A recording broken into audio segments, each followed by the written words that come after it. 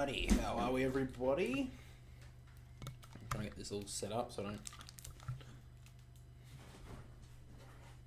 So they're moving over to the MCG now. We just saw the Giants get over the top of Fremantle, give them in a really hard position now for Freo. Looking at the live ladder right now, it's obviously a bit early in the round, but Fremantle is in a very difficult position. They've got the Bulldogs this week who play North Melbourne, Hawthorn who play Richmond, and Carlton who play West Coast. So all three of them play some really big teams here. So all those teams, Bulldogs, they all play bottom three teams. So you would expect them all to win, Bulldogs, Hawthorn, and Carlton. I'd be very surprised if any of them lost. Yeah, really interesting right now. The Pies obviously have to win today to get any chance. What sport is this? I'm from US and I only play basketball. I am ranked 12 in the class of 2030. This is football. This is Australia's game. Jack's the prodigy.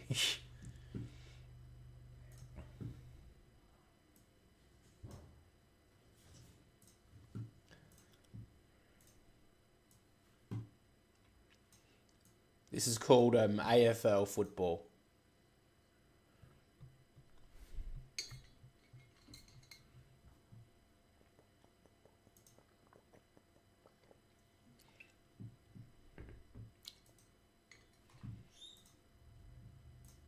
Oh.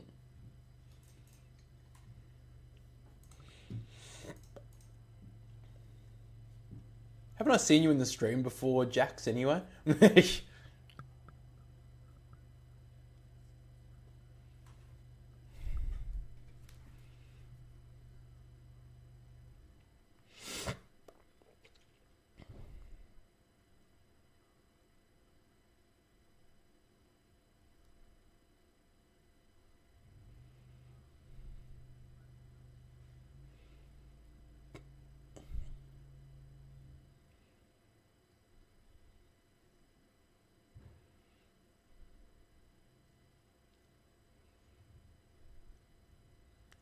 Here at the footage.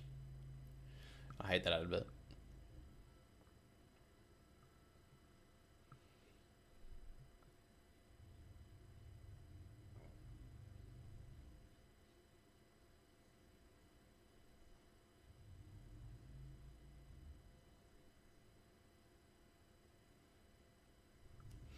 So a grand final rematch, of course, at the MCG. Oh, you didn't know what sport? Oh, okay. So a massive game between both these teams. Brisbane win this. They give themselves a chance to get top two. Lose, though, and they get themselves in a real tough position. May have an elimination final in the first week. If the Pies lose this one, they're straight out. If they win, they give themselves a chance to make the finals. Only a chance. They still need results to go their way, but only way Collingwood can make finals from here is win today.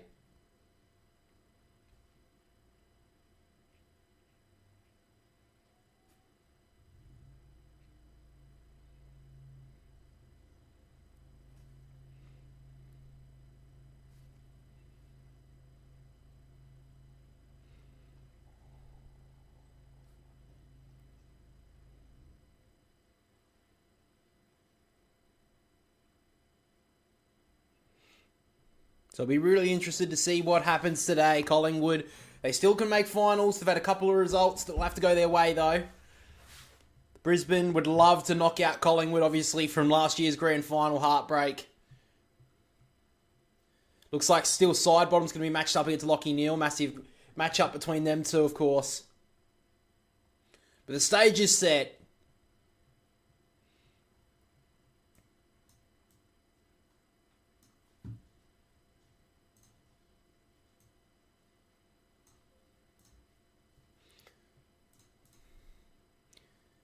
So here we go. Looks like Bobby Hill's got the matchup against Starskovic. Obviously, was the Norm Smith medalist, Bobby Hill. Last time they met at the MCG. But big ramifications for the season for the loser of this one.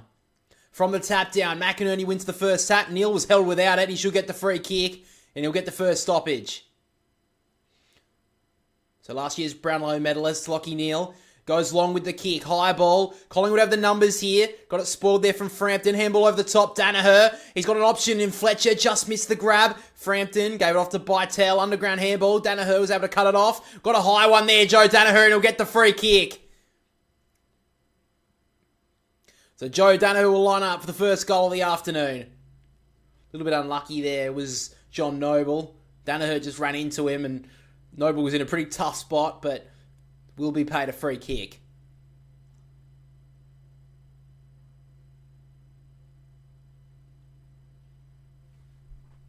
So Danaher will line up here. Had a pretty poor start to the year, but as the Lions have got better, so has he. So Danaher comes in, about a 45-degree angle, 40 metres out. He's hooked it to the right-hand side. So the first score is a minor.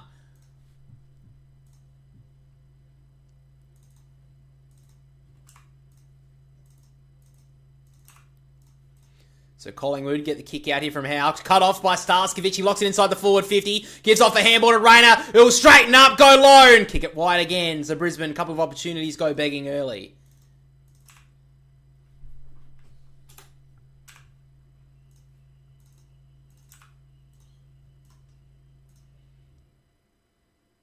So they wasted opportunities last week against the Giants, and it costs them in the end. They've got to take their opportunities today.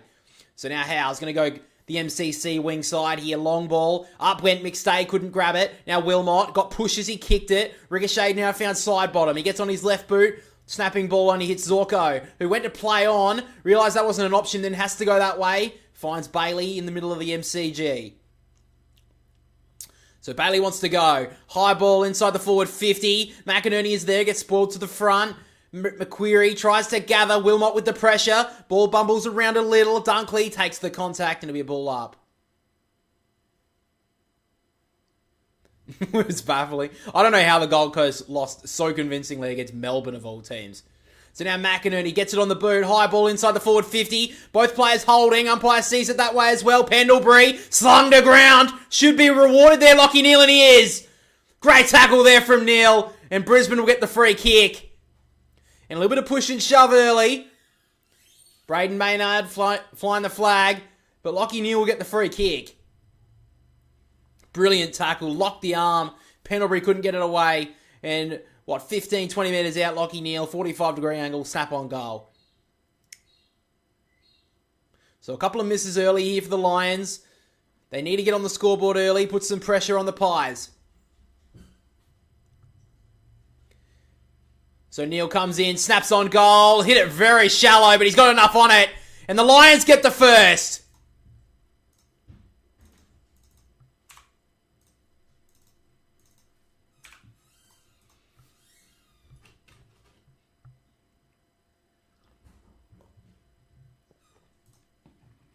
That's a great tackle. Pendlebury couldn't get onto his boot. Umpire was rewarded, gave him the reward straight away. Not as big a crowd as you would expect for a grand final rematch, but a bit of an awkward time slot, I'd say. I thought it would have been like a marquee game. I would have thought anyway. But maybe this is a new marquee time slot for a lot of games now. But Lachie Neale has the matchup of Sidebottom today. Obviously, Sidebottom had a really good game last week on Errol Goulden. But Lachie Neale takes the early votes here.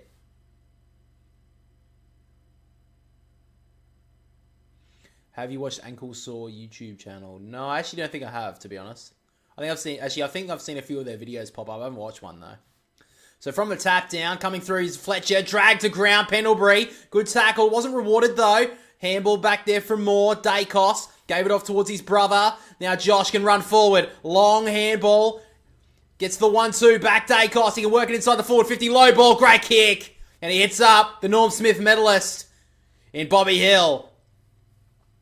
Broke this game apart in the last Saturday in September last year. And he gets off the chain early in this one. So good work there through the middle of the ground there for the Pies. And Bobby Hill has an opportunity now. So he's had an okay year, Bobby Hill. Probably hasn't met the heights of the grand final. But he's still such an important player to this lineup.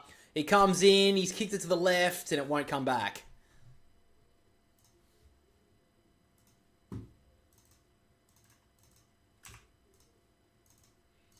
So now the Lions working on the outer side. Long ball. Gets out the back here for Leicester. Missed the bounce though. Dunkley goes in hard.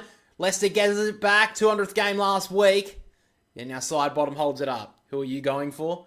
Not really anyone, to be honest with you. I mean, I personally, I don't like Collingwood, so I want Brisbane to win. But Brisbane, I wouldn't want to... I barrack for Sydney, so I don't exactly want Brisbane to win this one either. For the theatre of the rest of the season, I wouldn't mind seeing Collingwood win it, but I can't barrack for him.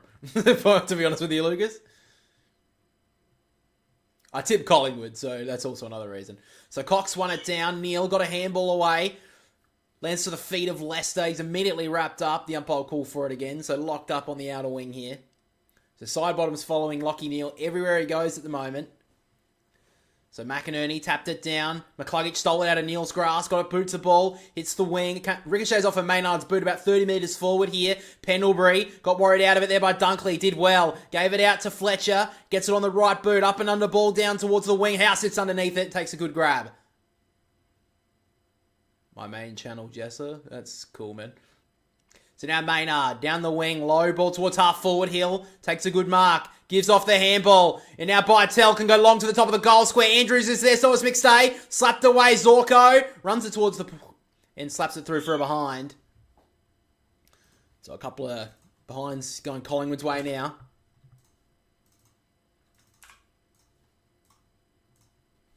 So Wilmot will take the kick in here. So he's going to go towards the members here. Darcy Wilmot. Oh, came off the instep of that one. Wasn't a very good kick. Quaynor cut it off. He comes through. Give off the handball. Now Lachie Schultz wasn't in the grand final last year. And he's missed it to the right. So a couple of opportunities go begging here for the Pies now.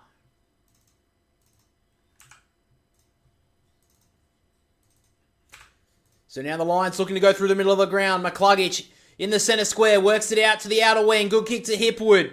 About 80 metres away from the goal now. He's going to thump it long towards Danaher in the pocket. Frampton gave away the free. Front on contact, and Joe Danaher will go back inside the right forward pocket. Frampton had to do a little bit better than that.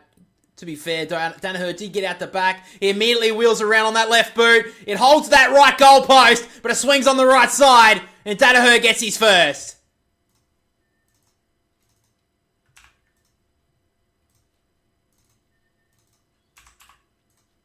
So Brisbane get the first two. They've started well. That's a good finish.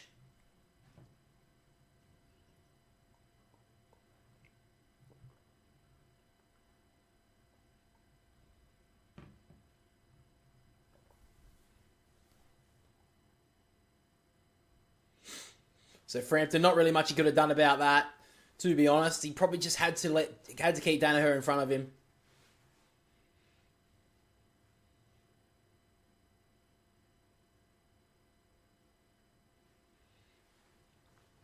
So Collingwood need a little bit of a lift in the middle of the ground. Brisbane have been dominant through there early. From the tap down, McInerney won it straight towards Rayner. He's wrapped up, and it'll be another stoppage in the middle. So looks like side bottom just running with Rayner at this stoppage. Both ruckmen tussle up. Ball ricochets out now. Collingwood try to break away, but the handball's turned over to Neale. Zorko on the up to Archie. He goes on his left inside the forward 50. That's going to work. Very nice. And Logan Morris broke away. An opportunity here for Brisbane to get three quick ones. So Archie, I don't know if that was exactly where he intended it to go, but it was a nice kick.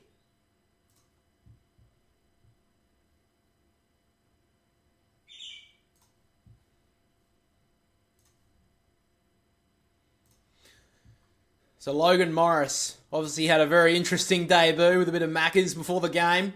Don't know if that was his preparation today. He comes in, he's left it out to the right, it's going to come back, it's going to stay in bounds. Moore got a fist to it, and it's over for a behind.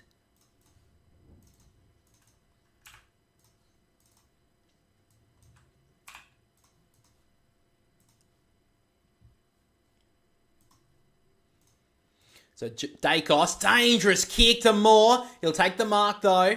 Centre half back. Moore wants to go through the middle of the ground, play it on, almost to his detriment. So he just goes to the switch towards half back. And now Howe finds Quaynor. So Collingwood just taking it slow at the moment. Cuts back to Howe. There's a bit of a switch they could go for here. Howe looking more inboard. He's going to go long with the ball. Long towards Cox in a 1-on-2. In front, couldn't mark that one there, Brain.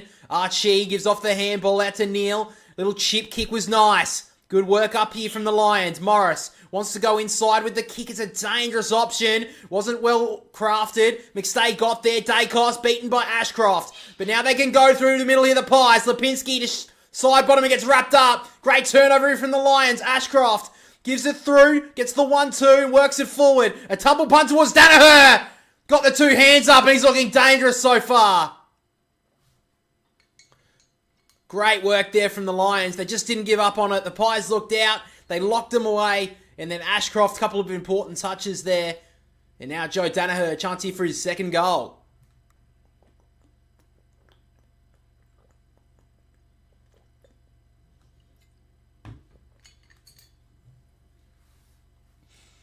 So he's already had 2 shots at goal. So he'll kick from just inside 50. Goes long, Joe Danaher. Oh, he's got it there. He's got 2. So they've started very well here, the Brisbane Lions. People may have thought they'd have a bit of nightmares from the grand final, of course, but they've started off very well.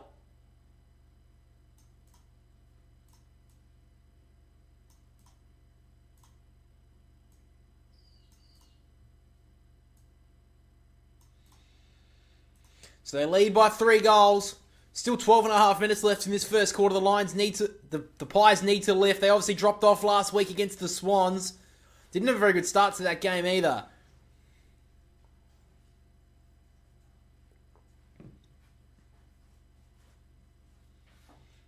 So looking at the Coleman race right now. Joe Danaher's now entered the top 5 with that goal. So back in the middle we go. Cox with the tap down. Crisp trying to get rid of it. Let it go. Should be rewarded there, Fletcher. Wasn't. He gave off the handball, but it's tapped away there from Ashcroft. Dunkley gives off the handball. Danaher couldn't grab it. Loman. Ashcroft did brilliantly to Wilmot. Now Archie. Low ball inside the forward 50. Had a bit much on it for Hipwood. Gets out the back. Cameron gave away the handball to Bailey. Tucked up in the pocket. Looking for an option. He's just going to have to snap on goal. A bend back. It goes to the pocket. 3-on-2. Going back with the flares, Loman. Lions off to a hot start. And Kyle Loman takes a great grab. This is a really bad start here for the Pies. Their season on the line. And Kyle Loman at the top of the goal square should go back and convert.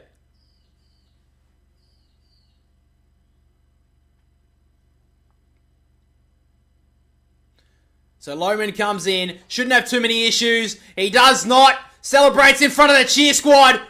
Hits the jumper and the Lions have 4.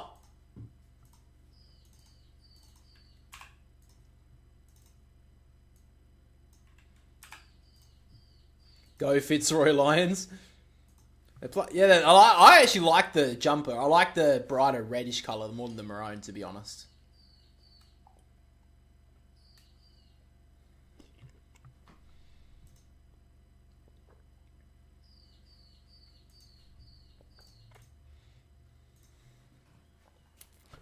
So a good start here for the Lions. Have kicked the first 4 goals. Pies have barely fired a shot so far. So Brisbane have been very fast starters this year. Statistic just popped up.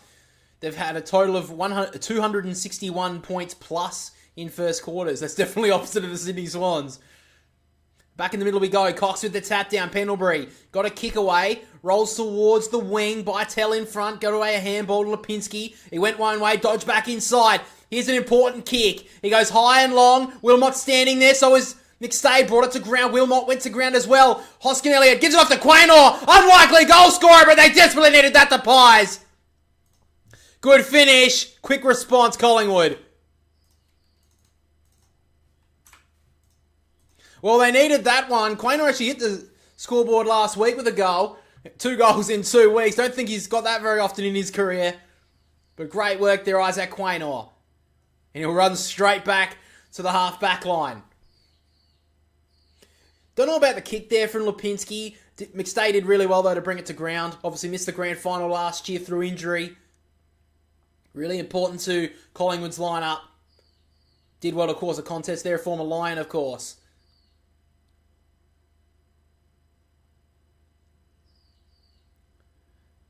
I don't like Pies kicking a goal. You wouldn't be alone there, man.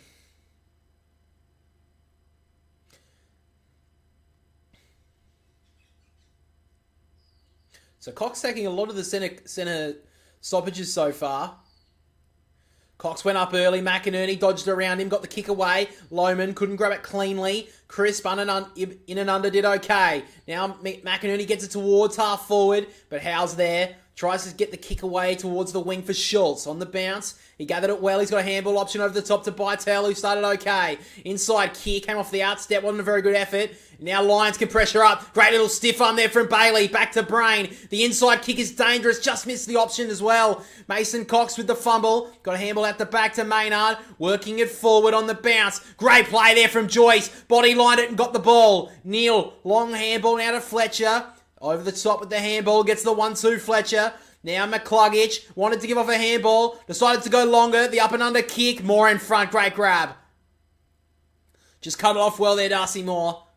His form's been questioned throughout the year, but that was a good grab. So just ticked under 10 minutes into the first quarter. Moore goes high and long.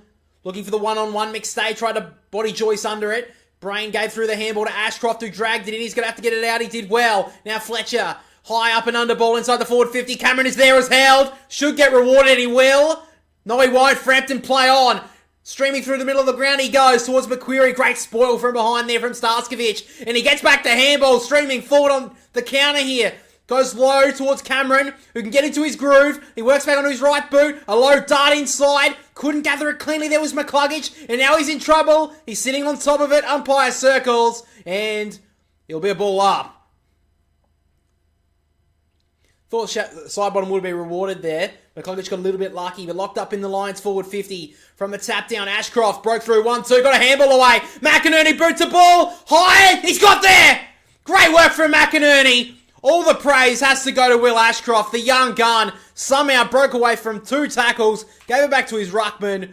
Up and under ball went straight through. Will Ashcroft was brilliant in that play.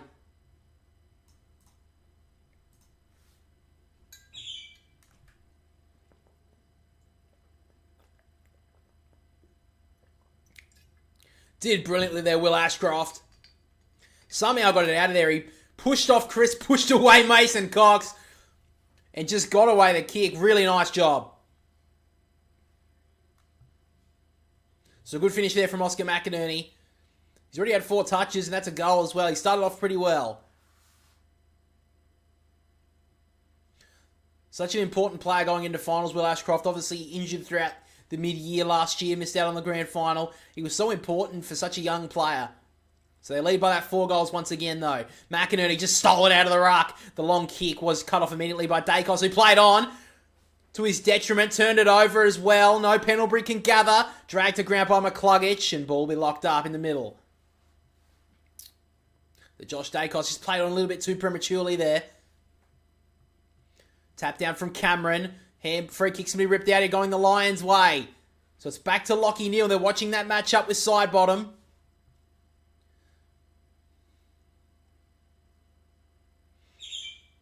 So now Neal just going to go out wide with the kick to Joyce, who can set them up. A long kick. Archie's got out, did well. 2 good kicks away from goal. Goes towards the pocket. Zorko! Well, he's playing at half back this year. He quickly plays on low kick to Morris. Collingwood are all at sea at the moment. And now Morris an opportunity. Probably all Australian half-back, Dane Zorko, this year. He's reinvented himself. And he's had a brilliant role down there just helping his team out. Great accumulator. Did really well with that low kick to Logan Morris.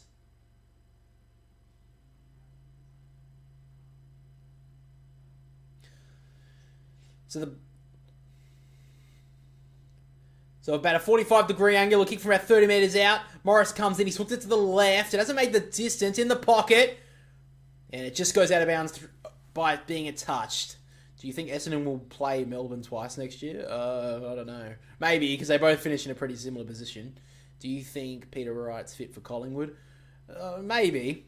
I've seen a lot of Pies fans saying it. Yeah, I mean, that could be an option. From the tap down, McInerney. Through comes Ashcroft. Just shoveled it out of there. Cameron trying to get rid of it. He's wrapped up. Should be pinned. No, it's not. Play on, calls the umpire. Ashcroft again got it out. Rolls in between the legs of Dacos. Pendlebury got rid of a handball. Crisp. All under pressure. Great smother, Berry. And it's locked up inside the Lions forward 50. Tough call there against the Pies. That looked holding the ball. I don't really I think Collingwood need to be looking for... I mean, yeah, I think a key forward would be a good option, but I also think they need to build up stock in their midfield as well. It's all Nick Dacos at the moment. They're, probably the next best is Pendlebury and side bottom. So Berry just got a handball away. McInerney almost threw that out. McQuarrie tried to body line it. Dacos stepped through traffic nicely. The handball's too hot there for Schultz. Side bottom did well. The little soccer out wide there from McQuarrie was nice. Parker, he's got a lot of the wing to work with. The kick wasn't great. Cox goes to the ground and Starskovich takes the grab. So Starskovich just works it back here to Archie. Accumulated a few touches so far. Callum Archie just works it back here to Berry. Went to play on, kind of slipped on the MCG turf, so the umpire gives him a little bit of a reprieve. He works it short to Zorko, who wants to switch the play. Long kick, they can go all the way across the MCG half-back line here. Andrews, right across, good kick in the end. The Lions can work this one up. A long kick now from Brain towards McCluggage. Wasn't a great kick. McCluggage can track it down. Great little stiff arm on Bytel, then went to ground. Had to go back and grab it. Looked high, play on. And McCluggage gets a bit lucky there. High free kick against Bytel. Got very lucky there, McCluggage. He did everything right there and then went to ground, then got back up and then got a high free kick. So McCluggage, a little 5-line kick towards Loman! Hands behind his back. Hands behind his head, sorry. And drags it down. Great start for Kai Loman. The Lions are hot so far. There's no head demons for the Lions coming back against the Pies at the MCG whatsoever. Brilliant grab.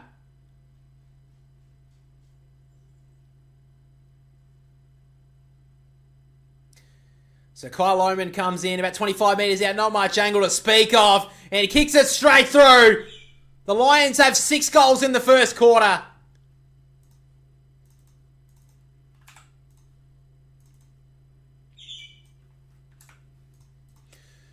Was Callum Archie the Archie that's famous for 50-metre handballs? It could be, I don't know. Just looking at the early disposal getters on the ground.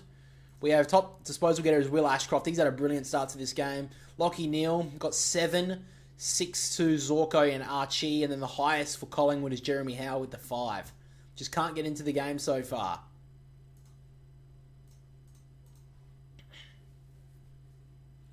So good mark there from Loman. 2 marks, 2 disposals and 2 goals. Can't do much better than that as a forward. So either Ruck could get to it, and it's going to be a free kick going McInerney's way for a stiff arm there from Cameron, blocking him away, and McInerney's just going to thump this one long. High up and under ball. Danaher's there. He gets up, gets out the back. Noble should get there first, pushed away from Rayner. Now Pendlebury. Be a free kick Collingwood's way going to John Noble. To the cheers of the Collingwood fans. That's their first free kick of the afternoon. The John Noble in the back 50. Just ticked under 5 minutes to go in this first quarter. Noble goes on the MCC wing. High ball for Mason Cox. Got hands to it, dragged to ground. He gets it off the ricochet. Threw that out there, Cox. And it'll be a free kick going to the Lions. McInerney will get it. He's had a hot start.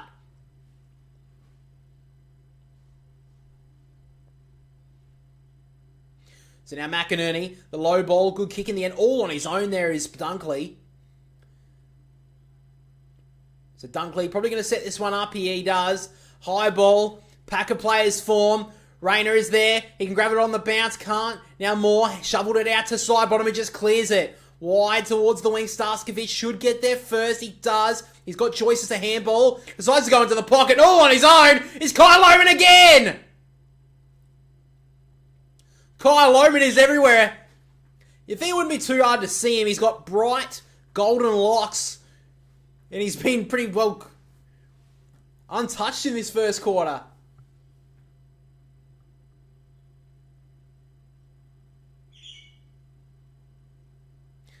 So Kyle Lohmann, an opportunity here to kick their 7th goal of the quarter. So a toughish angle. Lohmann comes in, and he's left it out to the right.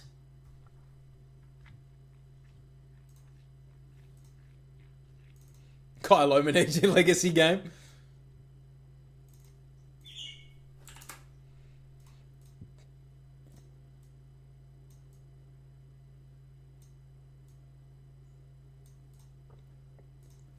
So Dacos goes wide towards the commentary side wing, and Wilmot happy to just thump that one out.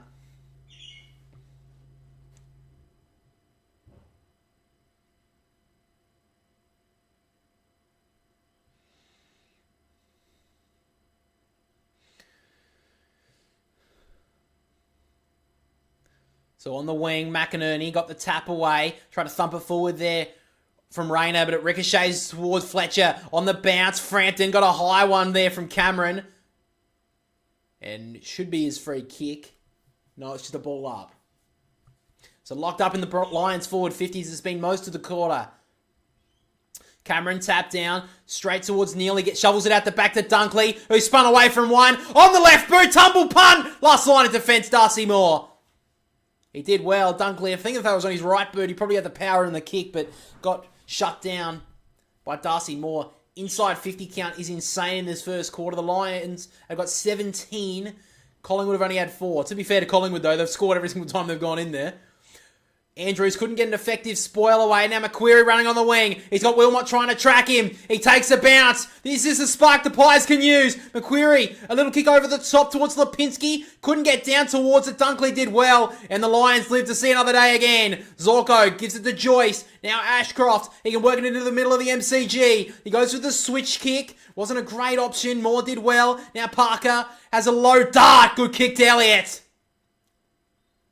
So Jamie Elliott, probably the first time he's touched it, did pretty well there. The Pies just to lock that one down. Looked like the Lions were going to go on a quick counter. They did that one pretty well.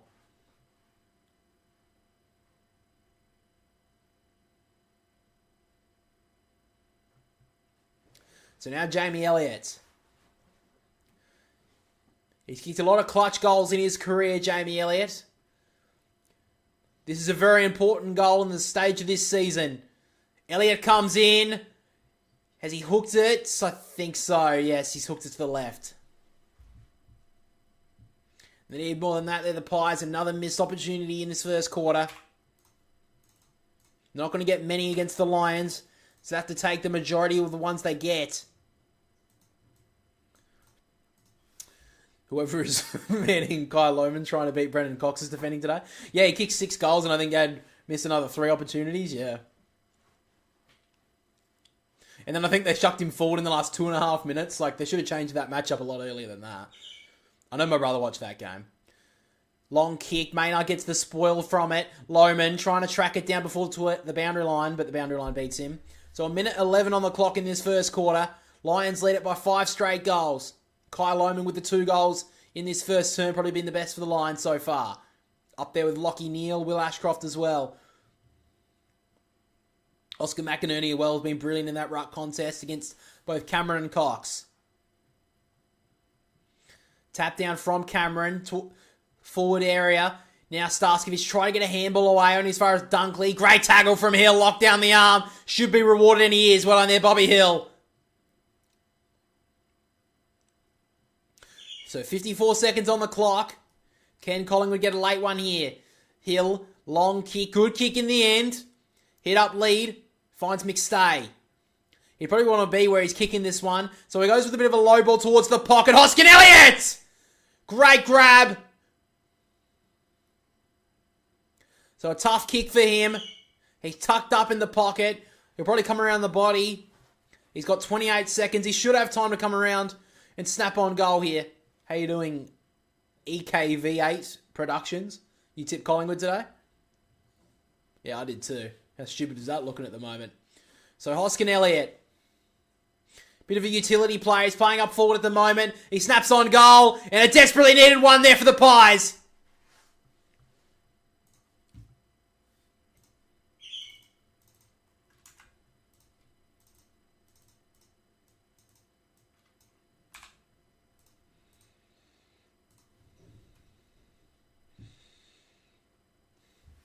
Aren't you a Port supporter, man? Why are you barracking for Collingwood? My brother would hate you. Well, no, he wouldn't. Did you put some money on him, did you, man?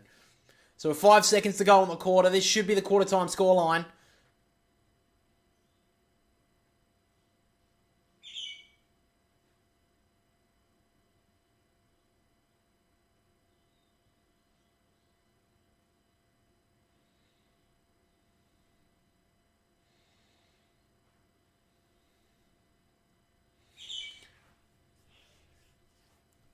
Can we see something crazy in the last 5 seconds? Maybe we will. Cameron with the clearance. Bouncing ball towards the forward 50. Free kick's been given away here. Bo McQuarrie, he's a long way out.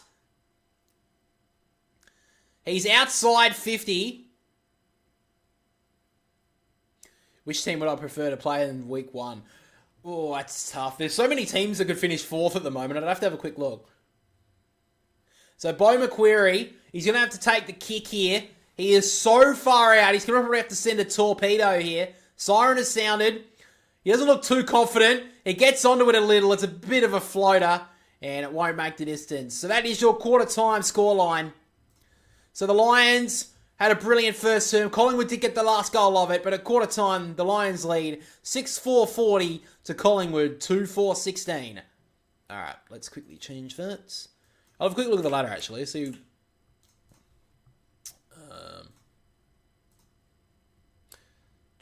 Nope,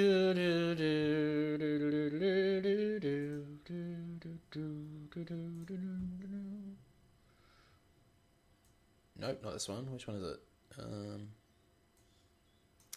Which one is it? This one? Yeah, this one. Alright, so looking at the ladder right now, Sydney would be playing Port Adelaide in the first final. Fucking hell. Who would we want to play? Basically, anyone from 5th up is who we would play in the first final. Because I don't... because I couldn't see... The Bulldogs couldn't do it now. Yeah, it's basically from 5th up. Oh, God. I would say Port, but we have such a shit record against them, and we lost by 112 points a couple of weeks ago, so probably not them.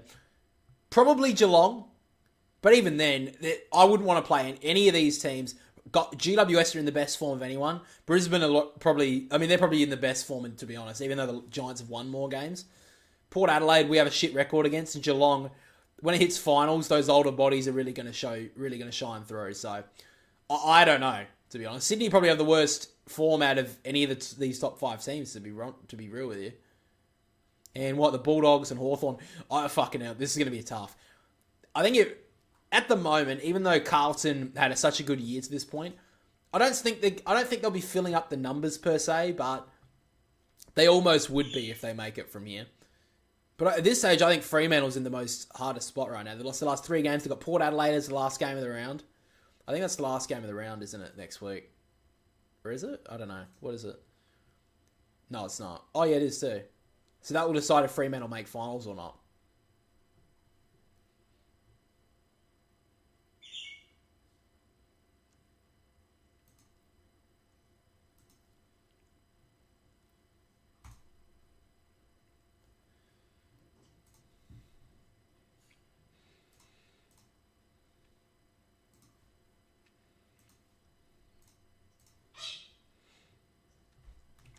Probably Geelong, but even then, I don't even think... None of them are easy, either of those teams. None of those teams are easy. And again, you'd probably look at like Port Adelaide's record in finals. You'd be like, oh, you want to play them. But again, we have such a shit record against Port Adelaide.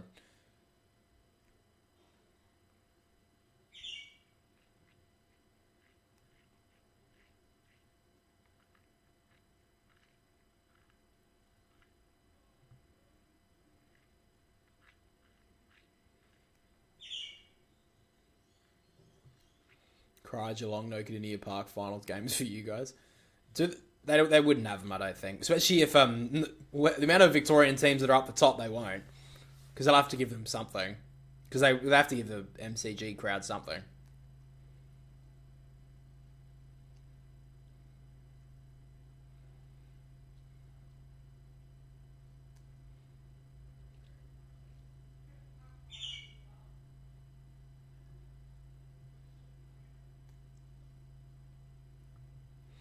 Yeah, that won't happen. Sydney have basically already locked down the number one spot, Brendan. But I agree. Yeah, it would if the Geelong had if every other team helped them out. But that won't happen.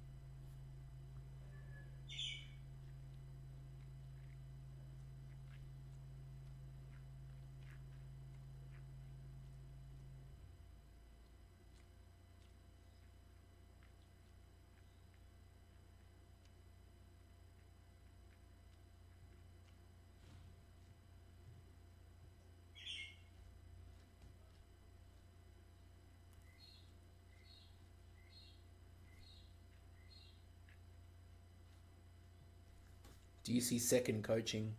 See a second coaching change this year? So what have we got so far? We've got who was it? West Coast. Duh. Who we got?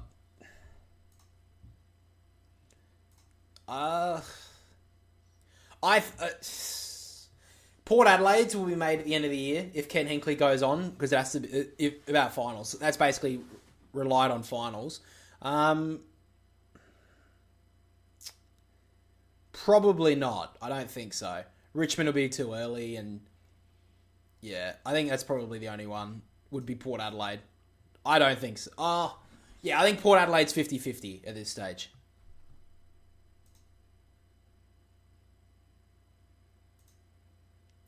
So Jared Berry with a bit of an injury concern coming into the second term. We'll see how that plays out. But the second term is underway. Cox with the first tap. Ricochet's now towards side bottom, trying to keep it into his grasp. Now Rayner wrapped up, and it'll be another ball up here. So Jared Berry looks a little bit of a concern down there for the Lions. From the tap down, McInerney almost to Neil, came through almost as clean as you could get it. Now McCluggage wrapped up, should get a high one. So Hugh McCluggage with the free kick. Goes with the kick. Dangerous to Brain. He found him, though. He wants to wheel and go. The low ball cut off by Noble. So Noble wants to go. Bit of run added here for the Pies. Maynard, little kick over the top. Finds Elliott. True centre wing here. Works the little kick over the top. Nicely worked here for Collingwood. Chris now to Dacos. Got his kick smothered. Ricochets to find Noble. He feigned the handball. Cut back inside. He drives it long towards Hoskin Elliott. In front, McStay! Great grab there from Daniel McStay. Stood in front. And every single time they've entered the forward 50, the Pies, they have scored.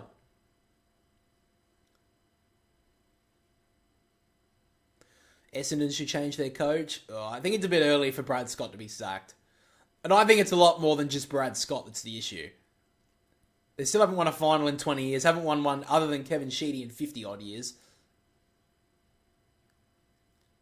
So Daniel McStay, obviously a big signing a couple of years ago from the Lions. He comes back here to haunt his old side. First goal of second term for Collingwood. So they've kicked the last 2 goals of this game, and they're back to within 18 points.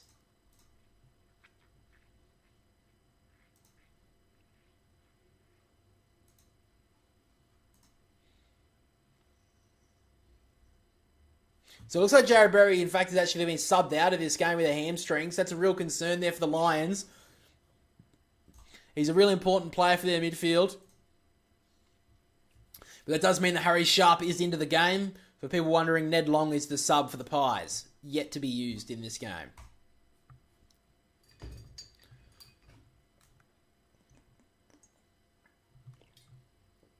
Heard of Bombers? Yeah. Nice. So Cox with the tap down, clean to side bottom. He'll work it towards the forward 50. They just need to talk it out. Schultz dropped the head a little there. Should have marked it. Now Zorko wrapped up. Had to be a little bit more talk there from him and Hill. Hill just had to hold his space there so Schultz could go back and mark it. So a stoppage here. McInerney won it down. Brain. Handball at the back to McCluggage and now Dunkley. Great smother from Elliott. Locks it inside their forward 50. So Collingwood have come to play in this second term so far.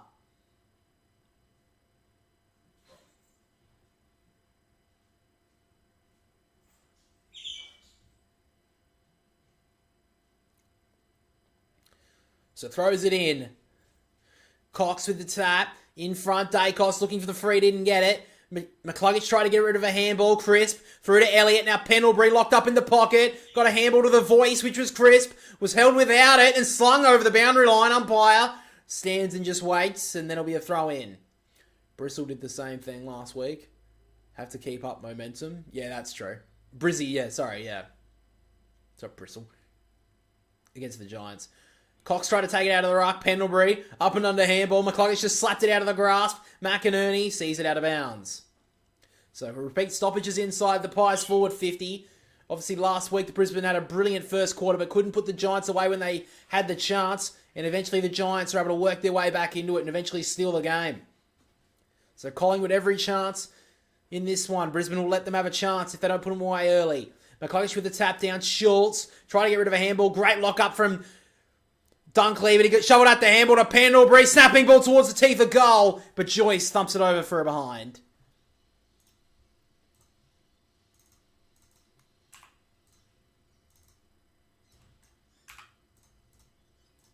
So 17 points the margin. Zorko will take the kick in. Wide kick, pushing the back there, could go to Hill. Play on. Dunkley, little kick over the top, finds Bailey. They work this up nicely here, the Lions. Cameron takes the mark on the wing, out of side. So now Cameron. He's just going to have to go long here. High ball. In front is Jeremy Howe. Did well to bring it to ground was Morris. Slapped away Rayner. Couldn't grab it cleanly. Now Howe. Inside give to side bottom. They work it through the middle of the ground. Long handball. It's dangerous, but Noble gathers it well. Handball over the top to Dacos. Streaming through the middle of the ground. He leaves Neil in his wake. Takes a second bounce. He can go all the way. The little master drills it.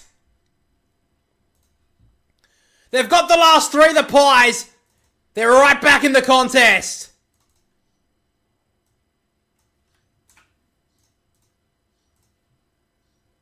He did brilliantly. He saw Lachie Neale chasing him, said, "Eat my dust." Broke through the middle of the ground, and that's a real highlight for the Pies.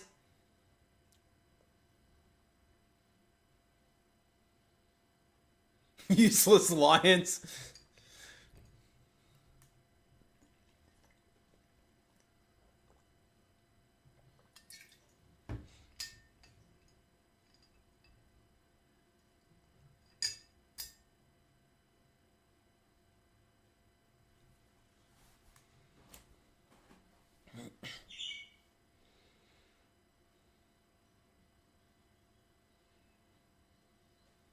So back to 11 points.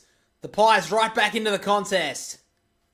Tap down from McInerney, side bottom, streaming through the middle again. They're hot at the moment. Bouncing ball towards half forward. Starskovich kicks it the other direction. Long ball. Archie takes the mark and immediately wants to go. He goes high and long. 2-on-2 inside their forward 50. Moore gets a fist away. Runs towards the pocket. Pendlebury was there. So is Maynard. Dangerous. Umpire stands and it'll be a throw in. Been a bit quiet so far, Nick Dacos, but he definitely inserted himself into the contest with that goal. So locked up in the forward pocket here for the Lions.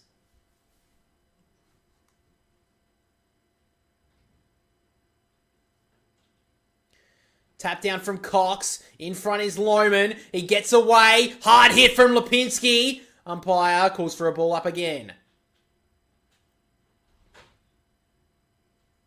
Collingwood fans aren't too happy with that decision. Cox with the tap, trying to get out of there. Got a handball, clear, Lohman. Got it at the back. Ashcroft, up and under ball. In fact, it's sharp, and it goes out on the full. So locked up in the forward pocket here. Back pocket is Collingwood. So Berry, if you don't know, just got subbed out with a hamstring injury. Side bottom just works it short here to Maynard.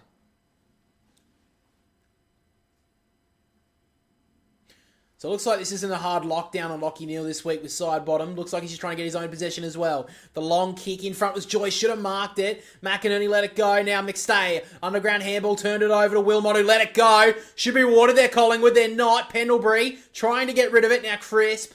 Locked up by Andrews. And it'll be a stoppage. Centre wing here right in front of the interchange gates.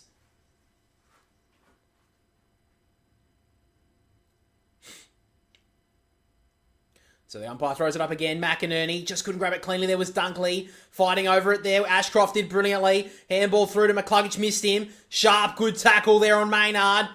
And it'll be another stoppage here.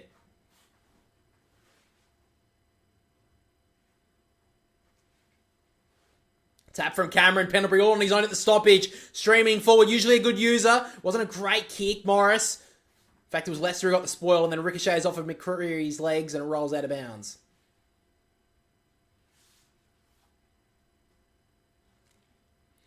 So Collingwood dominant in the early stage of this second term.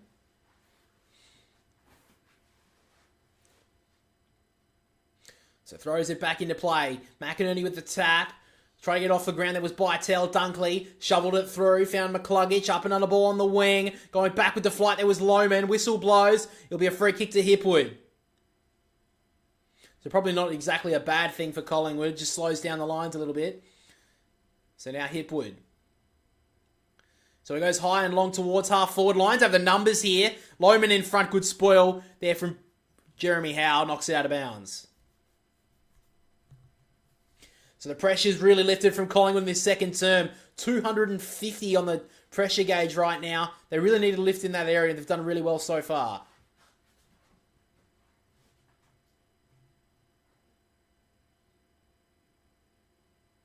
Tap down from Cameron. In front there was Wilmot. Handball forward. Whistle blown, I believe. Play on. Now Dunkley can work it low towards Hipwood. Good defence there from Jeremy Howe. It rolls out of bounds.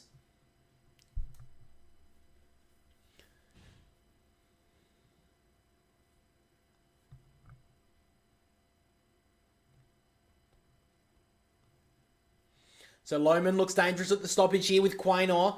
Obviously last week was the big stoppage of the game against the Swans where Errol Goulden broke away. From the tap down, Cox immediately to Lohman who gets shoveled to the ground there from Lipinski. Umpire immediately calls for it. So now locked up in the Lions forward 50. Tap down from Cameron straight to side bottom. Went to go get the boot to ball, then dropped it. Handball found by Tell. Lipinski has a lot of time to work with here at halfback. He gives it off to Quaynor. And now McQuarrie. Go for a bit of a run. Immediately takes a bounce. Has a few options inside. Breaks away from one. Back to Lipinski. Free kick. Oh, he ran too far there, McQuarrie. And it'll be a free kick to the Lions on the wing. I think he just took one too many steps. So Wilmot gets the free. Immediately to McCluggage. The low ball towards Danaher. In front. Couldn't mark Bytel. Danaher, great pick up. Neal. Inside give to Ashcroft. Now Lohman. He's done everything in the first quarter. The low kick. Oh, McInerney should have marked it. Lipinski tried to get the kick away. The inside outer kick. Hill kept it in front. And off he goes. Bobby Hill keeps it in front. Missed the ball. Lester worried him out of it. And on the counter, the Lions can go back. Fletcher gives it off to Zorko. Usually a good decision maker. High ball for McInerney. Great mark there from Cameron back with the flight. 2-on-1. Did really well, Cameron, to get back and support his team. So now Cameron goes with a wide ball here. Side bottom in the 1-on-1. Trying to keep it in front of him. Dodges one way then another. The inside kick is really dangerous. Ashcroft did okay. Lens to the ground. Chris. Pendlebury. Dacos. Back to more to his toes. Did okay to recover. Pendlebury's handball wasn't so great. Dacos. Good tackle on Dunkley. It's been a lot hotter in this second term. Just outside the forward 50 of the Lions. McInerney almost parried that one down. Dunkley looking for the high. Another ball up. Umpire really hot on the whistle to blow it up quickly here.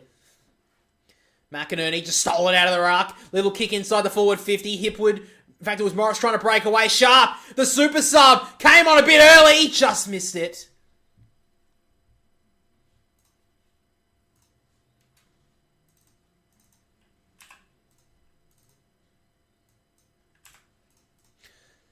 That's actually the first score of the second term now for the Lions.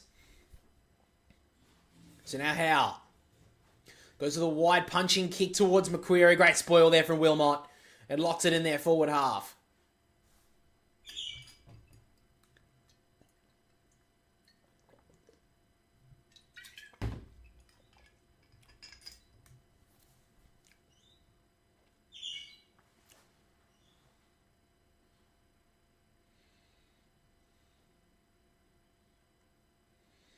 So McInerney gets a little tap. Neil trying to grab it cleanly. Now Macquarie trying to burn off sharp. Inside handball wasn't the greatest option. Wilmot may get shut down by side bottom.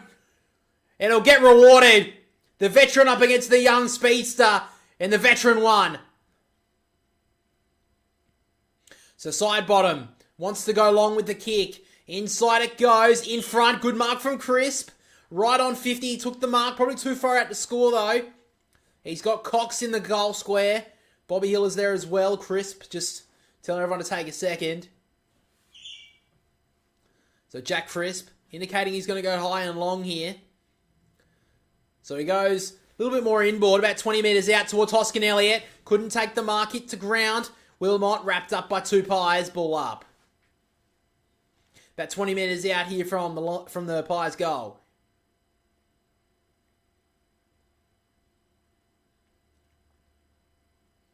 So now Cameron tapped out the back to Dacos. Quick boot to ball. Oh, he's a star. Nick Dacos kicked 2 goals in the quarter. The Pies needed a lift. And who else but Nick Dacos to do the job?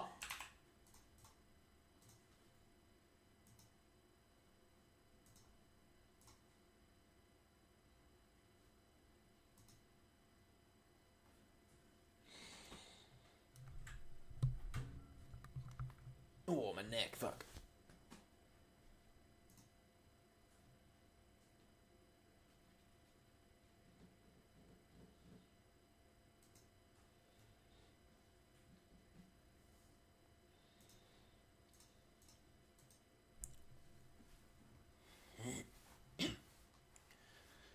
So maybe Brisbane may have to rethink Nick Dacos' matchup. It was pretty quiet in that first term, but he's had 2 really influential touches in the second, 2 goals.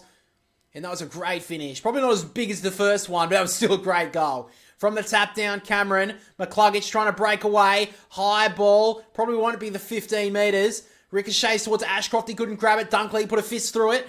Now Quaynor coming through hard. Got the kick away. Couldn't grab it. There was Lipinski. It runs towards the outer wing. Now Brain. Long handball. Good gather there. Couldn't grab it cleanly though, was Lohman. Ball up. Yeah, they need a man up. I think they've conceded, 10 scoring shots from 12 inside 50s? You can't do that. Cameron with the tap down. Dacos looking to try and keep it in under his grasp. Got a little handball towards Crisp. Couldn't grab it cleanly though. Dunkley did well. Now McCluggage boots a ball. Up and under. Should be rewarded here with the free kick, Morris. No, good body there from Moore. So now Moore goes through the middle of the ground. Quaynor all on his own. He wants to give off the handball. And now the Pies can go.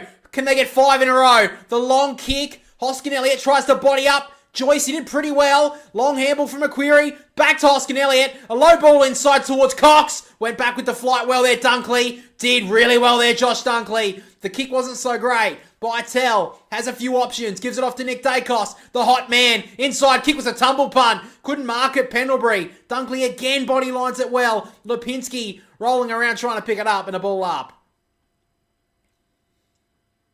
Nick Dacos coming alight in this second quarter. Pendlebury probably wasn't expecting it to go to him. Wasn't a great kick, but it was straight to the option. Pendlebury just couldn't mark it. Cameron tap at the back. Crisp through to Nick Dacos for number 3. Hooks it to the left.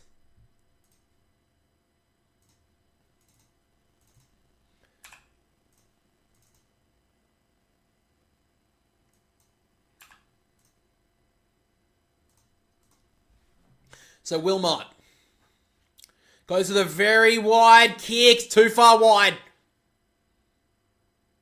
Oh, that was out of the full, surely. Yeah, I was going to say, Jesus Christ. So free kick to John Noble here. Forward side of the wing. Collingwood could take the lead. They were down by 30 points. They're right back in the contest. Noble goes towards the pocket. Cox got hands to it. Hit to ground and Wilmot chucked out of bounds there by Macquarie. Locked up inside the forward 50.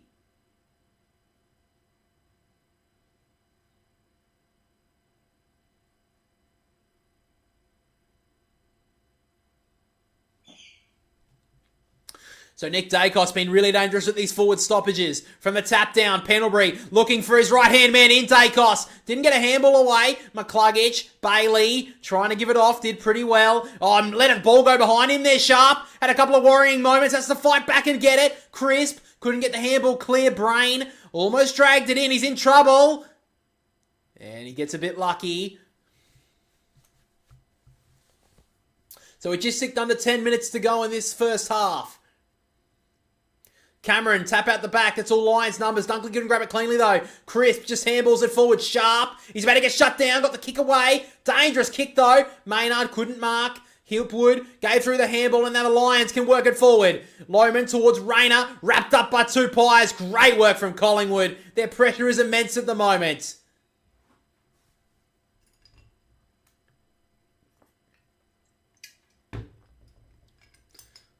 Cameron with a tap.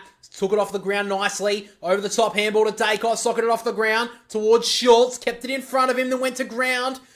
Sitting on top of him is Zorko. It'll be a ball up right on the 50. About 45-degree angle from the Lions' goal. From the Pies' goal. Danaher tried to take the front spot. Tried to take the ball as well. Couldn't. Hill tried to get a handball away. Brain was taken a little bit high. Play on. And a ball up. So heaps of time left in this second term. Collingwood have kicked the only 3 goals of it. Danaher tried to take the front spot. Cameron said, I'm having it. Kick inside the forward 50. Macquarie tried to tap it over the top. Shut down by Andrews was Hill. And another stoppage here.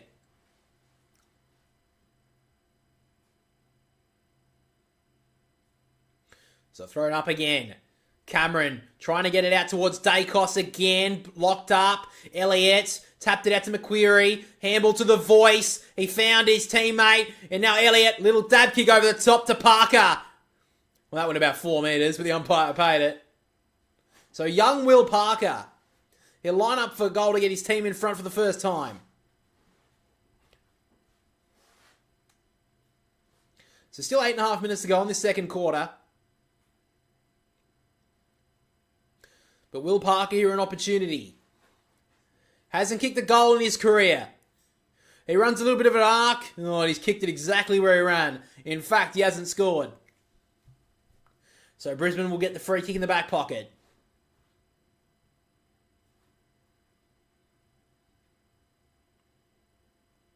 So a long kick towards the wing. Going back, good mark from Hipwood. Was pretty unopposed. And a long handball to Rayner. He'll want to shove off. How? Get out of my way, he says. Bounce wasn't so great. Let it hit the ground. He gives off the handball to Morris. Looking inboard on the left. Just over the top of Bailey. Moore going back. Crawling towards it. Maynard did well. And Collingwood can repel. Pendlebury. The wide kick for Schultz. Had a little bit too much on it. And it runs towards the boundary line. Schultz kept it in only momentarily, though. And eventually out of bounds it goes.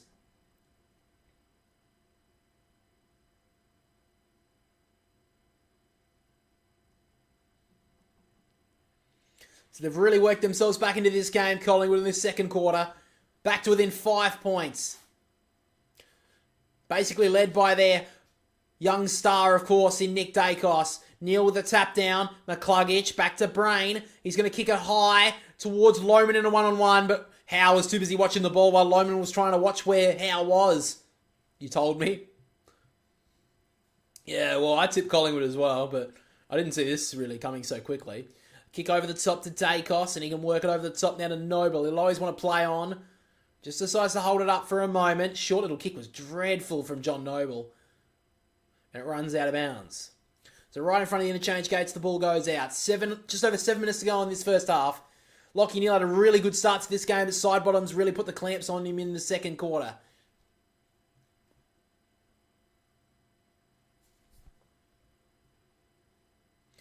So from the ruck, Cameron tried to take it out. Handball was turned over though. McCluggage Handball out wide to no one in particular, just to the grass and then side bottom. Pushed away and McCluggage can take it. Gives it off to Morris. He's going to send it long towards Cameron. What can he do? Up against Parker, the youngster. Cameron kept it in front. Tracking him is Parker. He got a handball at the back towards Sharp. Missed him. Back to Cameron. He'll get a snap on goal. Bouncing ball. Didn't really get much on it. Maynard gave it off to side bottom. Made it his problem. Out the back to Frampton. Went one way, then had to cut back towards this commentary side bottom. And now they can slow it down a bit with Maynard. The inside kick to Noble on the bounce. They're flirting with danger here, the Pies. Noble did well. Has no options forward. Just had to duck around. McCluggage did it well. He goes wide with the kick. Great work there from Collingwood. And Cameron takes the mark.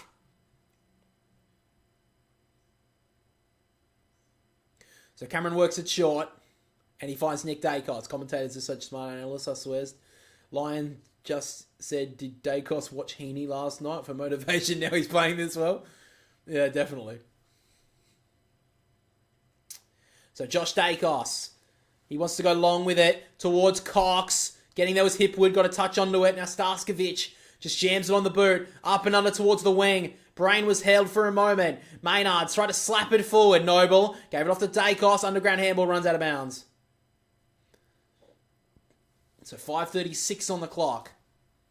So Brisbane leading by 5 points. That is lead as good as 30 late in the first quarter. But the Pies kicked the only 3 goals of the second quarter. And they're already down by 5 points. Tap down from McInerney forward. Dacos should get there first. Got dragged down by Dunkley. Got a handball away only just. Dunkley up towards Fletcher. Rayner back against the grain. Did a good handball. Neal back to Rayner. Back to Neal. Great work, Brisbane. The inside kick wasn't great though. Turned it over. And now the Pies want to go quickly. The shotgun movement forward. Great kick towards Schultz. He can go long. The one-on-one to Hoskin Elliott. Oh, I got 2 hands to it. Straight through them. Lester bodied up. Hoskin Elliott did really well. Andrews took the contact. Just got out of bounds. Did really well there, Hoskin Elliott. Probably should have marked it, but he did really well to get back onto the footy. Right on 5 minutes to go in this first half. Leicester did extremely well here against Hoskin Elliott, then Andrews just took the contact for some reason. Collingwood fans screaming for ball, didn't get it. Thrown it back into play. McInerney tapped down. Brain shoveled it out to Ashcroft. Turned it over. Schultz. Lipinski. Long handball to Noble. Likes a little bit of a highlight. Works it short to Dacos. So Nick Dacos has his admiring fans in his back. They'll be screaming for him to kick his 3rd goal of the quarter.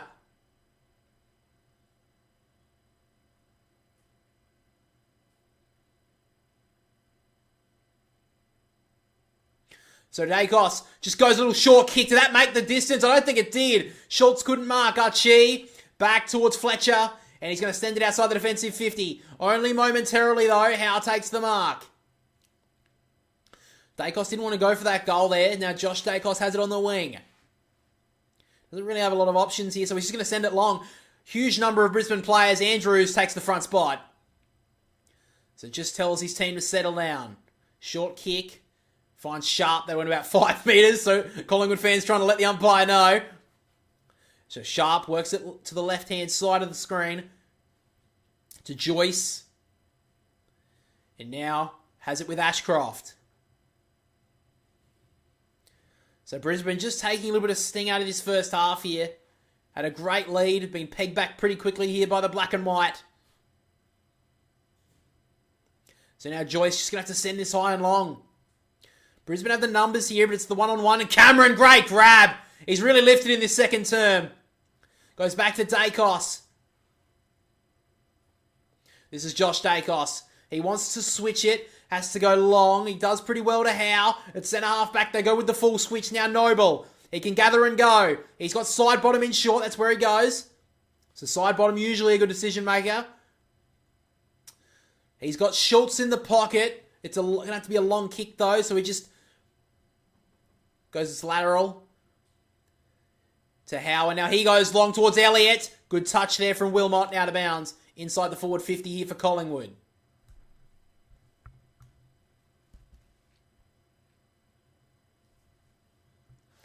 So 2 minutes 50 on the clock. Only kick one behind in this second term, the Brisbane Lions. Tap down from McInerney. Rolls towards side bottom. He took it well. Good tackle there from Leicester. Shoveled it out. Neal gives off to Sharp, who immediately got boot to ball. In front. Great grab. In front there. Is that Morris? Think it is. That's a great grab from the young man. Immediate pressure there from Jeremy Howe. He took a good mark. So Logan Morris has it.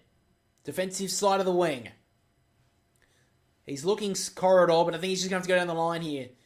So he sends it up towards Rayner, who got up, ball out the back. Cameron running after it. Did well to keep it under his grasp. You get a high free kick. So a free kick here to Darcy Cameron.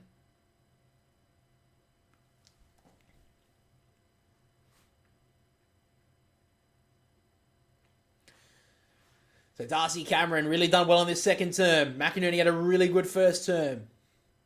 Cameron, a really wide kick. Noble going back, couldn't mark. Got a touch onto it and went out on the full. Did it? Yeah, it did. So McCluggage will take the free kick. He's going to send it towards 50. Looking for Archie. Oh, Howe gets up! He'll go up every time, Jeremy Howe. Probably won't be in his top 100 marks in his career, but it was still a great grab.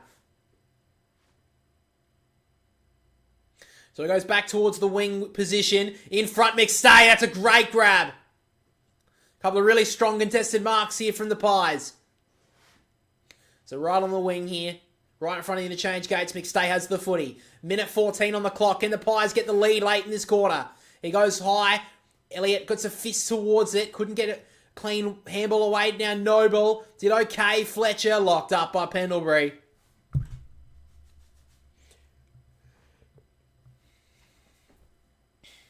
So Collingwood really emptying out their forward 50 here, trying to get some space. Tap down from Cameron. Lipinski shoveled it towards Pendlebury. Did well there. Neal knocked it out of bounds.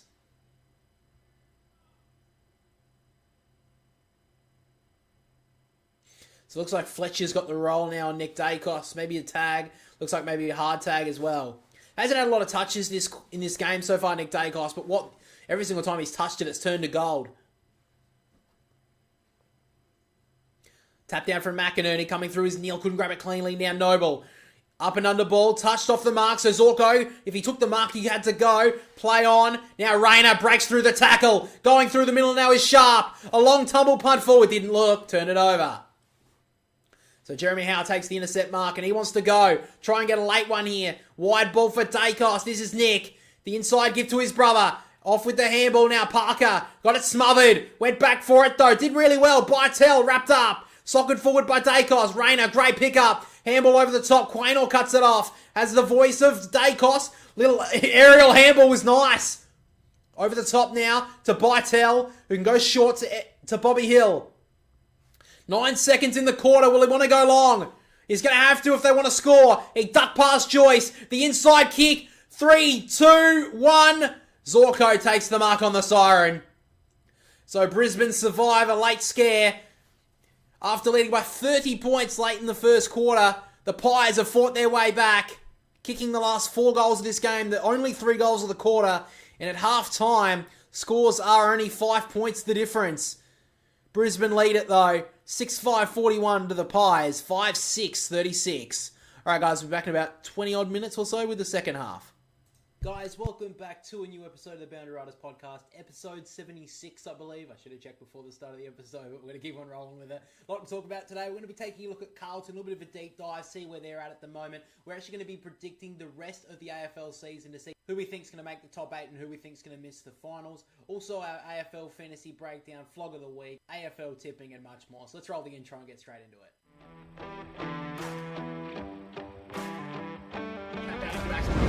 And then Rankin from the pocket, don't tell me, oh, Isaac Rankin! Yeah. He's just got the license for a brothel. Well, I think Gather Round's going to be AFL this next season. It's at the handle at the back. Nick Dacos to get the Pies home! He's done it!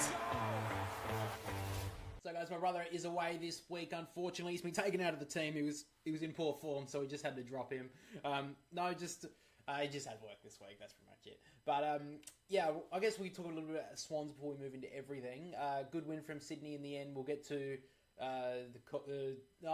You know what? Look, we'll start with the flog of the week because I think that's a decent point to start off with because that's a big news story. Recording this on a Monday, so the flog of the week, as we do every single week of the AFL season, we've been picking the biggest, I don't know, wanker. Person who deserves something to be called out for. And it's not like this person hasn't been called out by a few people this week, but I think he deserves it. And we've been doing it every single week. And at the end of the season, when we do our Bounty Riders medal countdown in between the bye of the regular season and the finals, we'll be picking a flog of the year.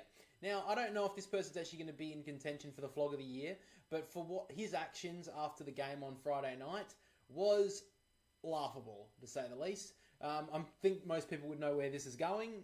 So Craig McRae will be getting this week's nomination for the flog of the week. So let me bring up the quotes that he's gone and said over the weekend. But to bring the context to it, if you missed the game or if, I don't know, been out in the country and didn't have access to the internet over the past couple of days, and this is the first thing you're listening to, first of all, thank you for listening.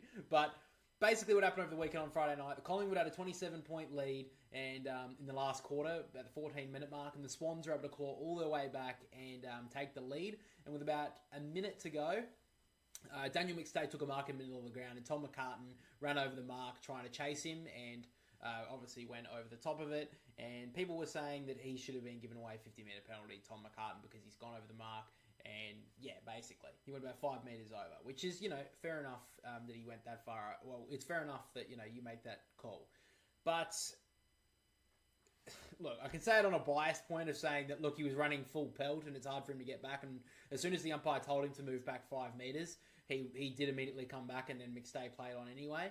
So you could look at it that way. I understand that where people are coming from, though, that he did go over the mark a long way. So that's...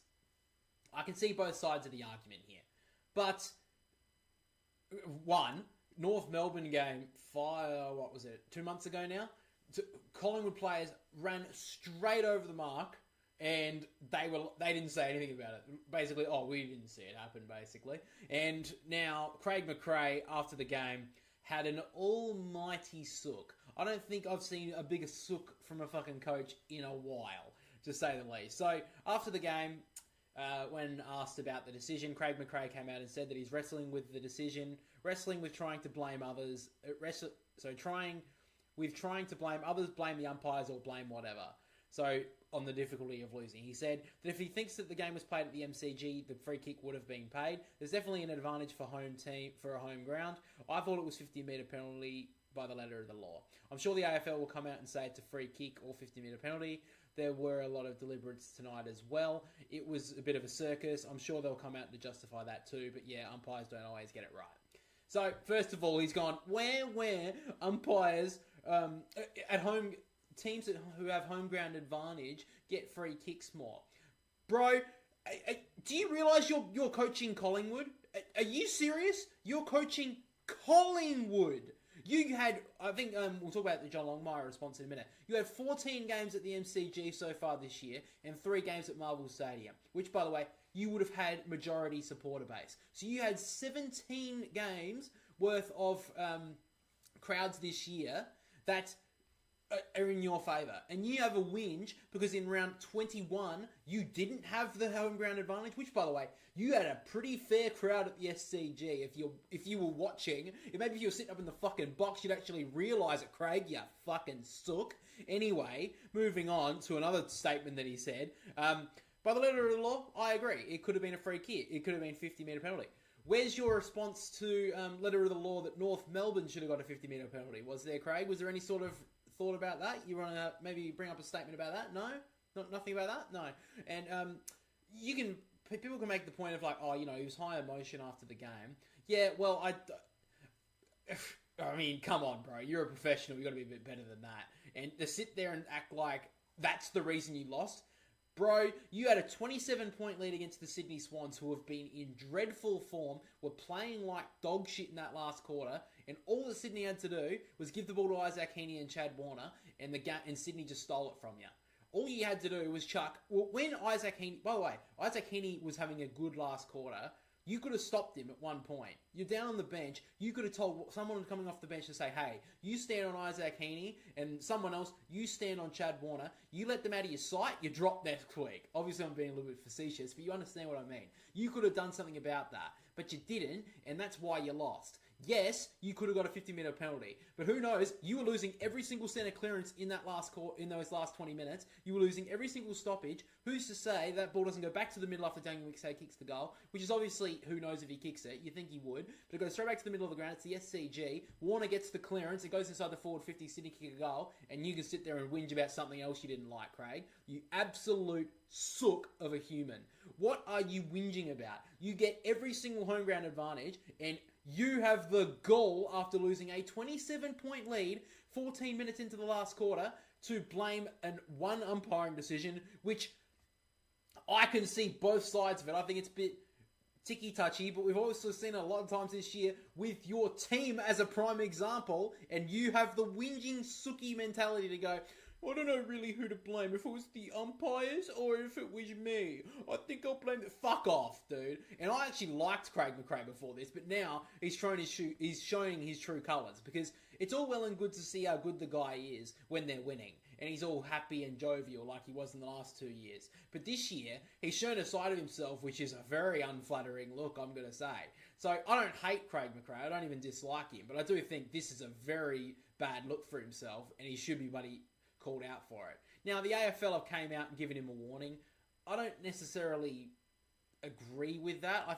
I don't like when the AFL come out and say, you can't say this, you can say that. I don't actually like that. I think that people should just be able to what they say, and then the wider public can give their criticism. I don't actually like when the AFL come out and say, you can't say this or you can't say that. Because at the end of the day, if Craig McRae does think it was the wrong call, he should have every right to say that.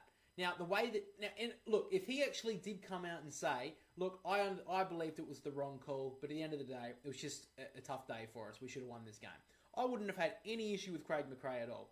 But if he comes out, tries to make the whole reason why they lost on one umpiring decision, when they were down by 20, when they're up by 27 points on a 14-minute mark, so halfway through the quarter, you conceded 5 goals to a team who has been playing woeful and got killed by 112 points the week before. You can't sit there and tell me that is the most sookiest looking argument, and a guy who's over the age of 45, 50, I would say, you look like a sook. Get over yourself. You're playing for the biggest club in the fucking country, one of the biggest sporting organisation in the country. Get over yourself. The fact that you play at home 18 times a year, and you're going to have a fucking sook about one decision when you're up by 27 points, 14-minute mark of the last quarter. Get over yourself. Maybe you will be a nominee for Flog of the Year, Craig, because that was an absolute joke. And by the way, everyone except if you are bleeding black and white is laughing at you, because you made the grand final last year, and right now you're not even going to make the finals at this point. So what a drop off that's been. Absolutely embarrassing from you that you were going to blame the umpires off one decision when it was your fault that you didn't chuck anyone on Isaac Heaney or anyone on Chad Warner to stop the Swans dead. You are going to sit there and blame the umpires. Weak act. Anyway, that may be one of my best rants yet, guys. So 10 minutes in, we'll break forward from that. How about that? So look, I understand if you're a Collingwood fan and a bit upset about the loss. I get it. But I'm not so angry about Craig McRae I'm not so angry about him saying the decision's wrong. Mine is blaming that for the whole reason that you lost. You know, going and saying that, we would have been paid at the MCG. Which, by the way, we're going back into it. I don't care. How does that make you look? That makes you look fucking shit. That you're saying, that's basically just saying that you've won games off the umpires, which, I mean, on the outside looking in, we all know that. But you saying that as the head coach, not a very good look either. So, yeah. So, I don't have an issue with the decision. I don't have an issue with people disagreeing with the free kick, okay? Or the 50-metre penalty, or it should have been paid, okay? I don't have an issue with that at all. But the way that he acted after the game was childish, to say the least.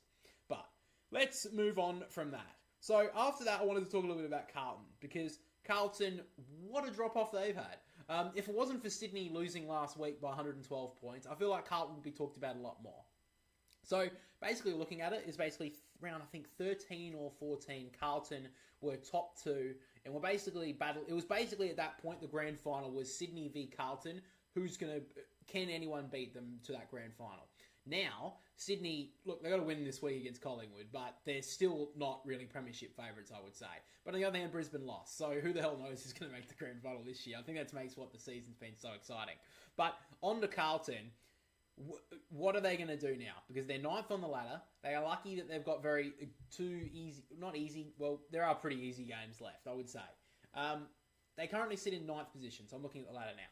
They sit 1.1% behind Hawthorn, who also have a nice record going into the finals. So, get into our ladder prediction stuff in a minute, because I've done that for the next 2 weeks, and look at it in more of a deep dive, so to speak. But I wanted to take a look at Carlton's drop-off, and first of all, I want to take a look at the injury list, because I understand people who hate Carlton, or people who, don't like to blame injuries, don't want to sit there and look at how Carlton's injury list is looking. But it is a huge factor in how they've dropped off, I would say. Looking at the injury list right now, this is on Monday, so it hasn't been fully updated. But you've got Matt Carroll, not in the team. Adam Cherra's in their best 23. Matt Cottrell's in their best 23. He's out for the whole season as well. David Cunningham, he's probably around the mark. Tom DeConing, probably... If they make finals, he should be okay, but who knows. Sam Doherty as well. He's been out for the whole year, though. But there is talk that he could be back in the finals if they go there. Corey Durden as well, probably up there with their best 22 as a small forward. Sam Durden hasn't been in the team all year, but that's another one. Orazio Fantasia, he's probably around the mark. Caleb Marchbank as well. Hudson O'Keefe. Jack Silvani's been out the whole year. Zach Williams, he is, but I think he's been very good when he played up forward. And then this weekend, we obviously had Lockie Fogarty go down with a collarbone, Jack Martin with a hamstring along with Adam Sard. We had Charlie Curnow go down with an ankle, Jordan Boyd with an adductor. He had to come in on and off the ground the whole game. I don't even know if he had a disposal in the end. And then we had Harry Mackay after the game say that he's had to go for scans for his quad. So that is just a huge injury list. And if you look at it, that's probably around the mark of Richmond where we're thinking, like on the size of the injury list. Now, it is late in the season, and they did have they were doing okay throughout the season on the injury fronts. And yeah, I think looking at the injury list, there's an understanding of why they have dropped off so bad. But this team was second on the ladder and were challenging Sydney for the two best teams in the comp this year. And in the last 5 weeks, they've lost 4 of their past 5 games. And last week, they got smashed by Hawthorn. Like, smashed. Now, again, injuries are a huge factor there. They had 4 players off on the bench. They only had 1 player fit. And Jordan Boyd had to stay on the field, who was injured as well. So, again, that's another factor. You can't deny that. But I'm not going to make that as the whole excuse, because Carlton should have locked in they should be in the finals. You can't be second on the ladder for the majority of the year, or it was one of the top 4 teams for the majority of the year, and have fallen off this badly. So I think that's a big problem. Now, they've got 6 players that they potentially have to change off this week. But looking at their VFL team, there is really not a lot in there. They had Lord, who had a pretty decent game last week, and Jackson Binns has had a little bit of experience at AFL level, but there's not a lot to really pick from, I would say. So at the moment, it's going to be really interesting to see what the Blues kind of do in the next couple of weeks to get themselves to finals. They are lucky that they have a pretty nice run home in the last 2 games. But yeah, looking at it, they had a guy on the weekend kick 7 goals for them. But funny thing is, he's not even on an AFL list, so he's not going to be able to get used. There's just not a lot to pick from for Carlton, which is like they've got Lewis Young. He probably comes in, I would say. There's just not a lot that the Blues can really do. Corey Durden did play in the reserve, so I would expect him to come in. But yeah, there's just not a lot for Carlton. So they are, like I said, they are very lucky that they've got a pretty nice run for the last 2 games. They've got West Coast and St Kilda. Now, we obviously saw a couple of years ago, though, that everyone thought they were going to make the finals, and they choked in the last 4 games and lost that historical one against Collingwood. I can't see them doing that here, so I guess that will move us through to the AFL, rest of the season predictions. So I have actually gone that Carlton will make the 8. So what my predictions are is I have gone that Sydney will finish top, Geelong will finish second, GWS will finish third, Brisbane fourth, Bulldogs fifth, Hawthorn sixth. So Hawthorn jump into a home final. Port Adelaide are in seventh. Carlton do scrape into the eighth. Collingwood finish ninth. Fremantle are the team to drop out. And then the Gold Coast will finish 11th, Essendon 12th, Melbourne 13th, Crows 14th, St Kilda 15th, and so on and so forth. Doesn't really matter. But yeah. So looking at it, I'll have a quick look. So the teams that were pretty contentious, you'd have to say, are Hawthorn. Their last two games are against Richmond and North Melbourne.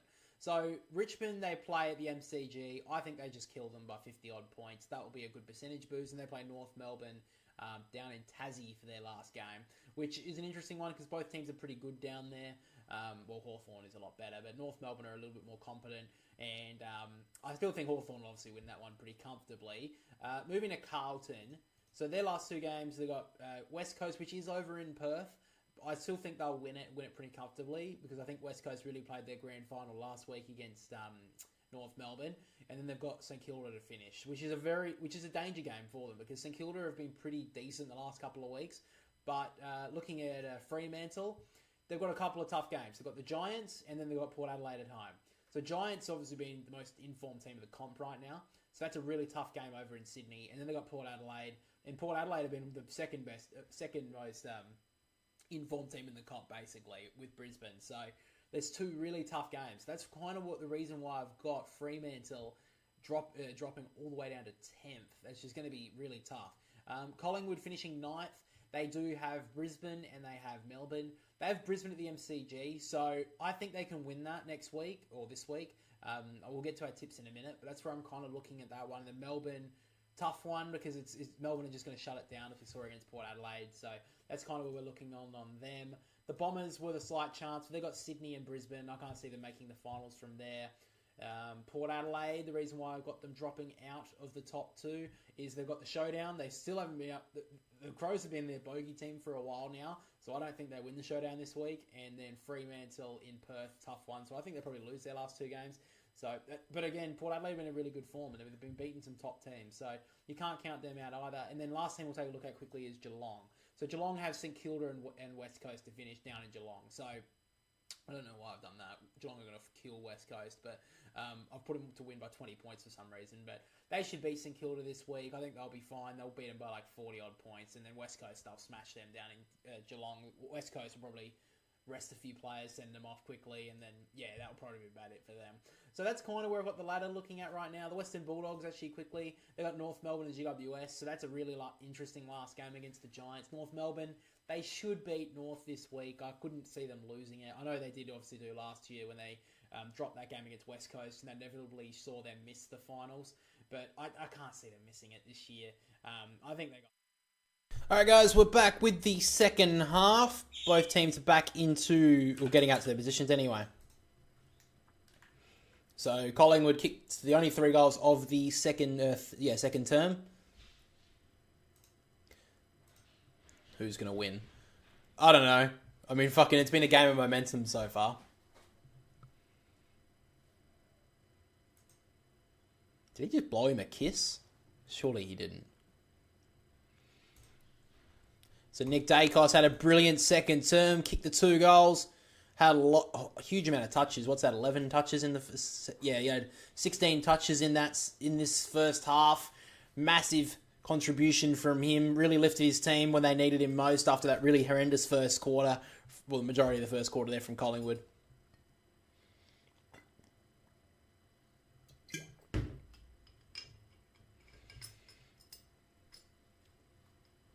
So will we see Brisbane try to take down Nick Dacos, or will they just let him run and try to match him at stoppage? So it looks like Josh Dunkley may be heading to him now. So Brisbane led by 30 points late stages of the first term. They only lead by 5 now. Second half underway. Both ruckmen tussle up. Neither could get there. Rayner, Neal, back to Rayner. He cuts back inside and thumps it long. High ball inside the forward 50. Hipwood has the front spot. Couldn't mark. Free kick. And it's going to go to Hipwood.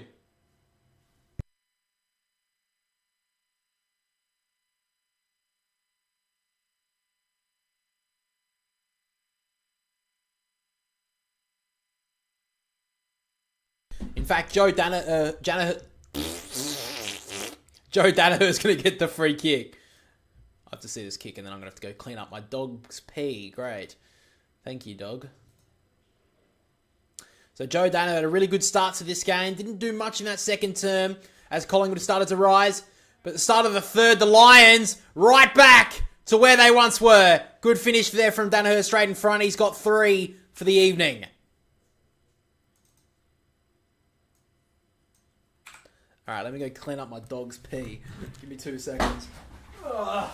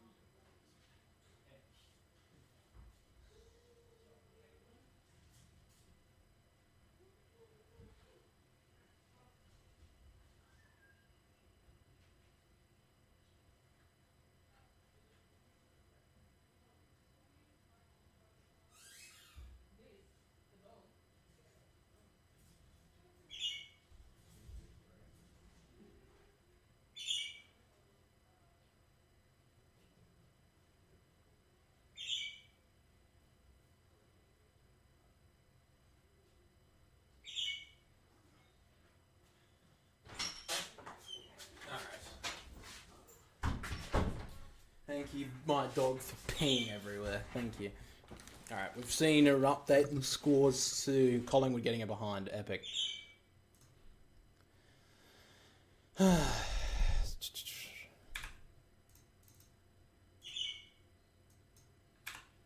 there we go. So where are we? On the centre wing here with Brisbane now. The Loman gives it off to Wilmot. Inside the forward 50, Danaher broke away. He's got Charlie Cameron in the pocket, who's still calling for it, but I think Danaher's going to take his opportunity now. Go Pies. Well, for my tip, I'm kind of hoping for it, but that's about it.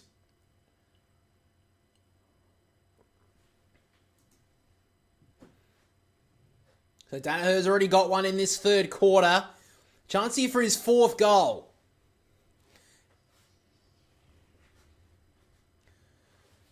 So Brisbane had a huge battle in that second turn. The Pies came back. Danaher, he goes long with the kick, fades back, but now Moore just takes it through for a rush behind.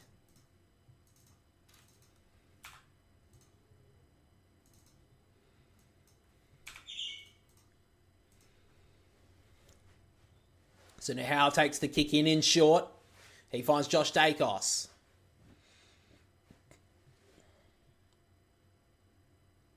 Looks like he's going to go on the MCC wing here. He goes long, looking for McQuarrie and Cameron leading up. Neal brought it to ground. Joyce, just a handball to get some territory, and McCluggage sees it out of bounds. So about 80 out here from the Lions goal. Commentary side.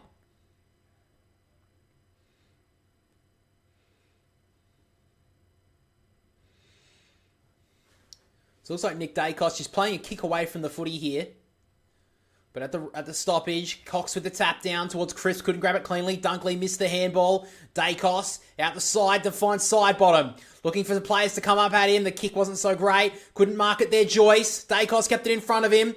Did well, and breaking through is Dunkley. Inside give now. Ashcroft through to Rayner. Back to Ashcroft. He can work the kick forward. Great option. Hits up McInerney. Broke away from the chain. He's got a lead up option. Decides to go longer. It's Danaher and Cameron. Danaher gets his hands up. Drags it down. Big mark there from Big Joe.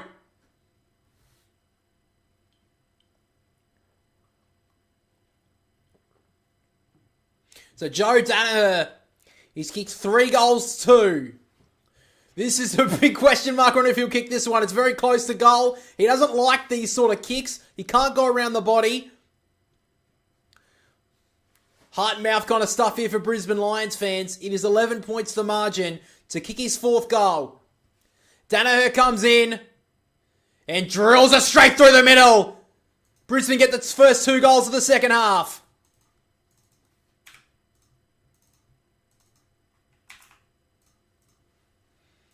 So a good finish there from Joe. Just trying to work that kick forward. McStay didn't give side bottom a good enough option there, I don't believe. But then Dunkley just broke away. And then a chain of handballs worked it well here, the Lions. Go for Brisbane. I go for Sydney, but I can't barrack for Collingwood. Let's just put it that way. How you doing anyway? Sanem Sahal. Sorry if I pronounced that wrong. How you doing, man?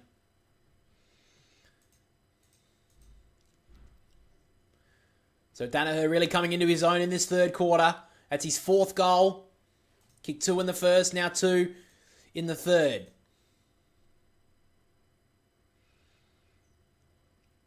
So umpire thumps it down.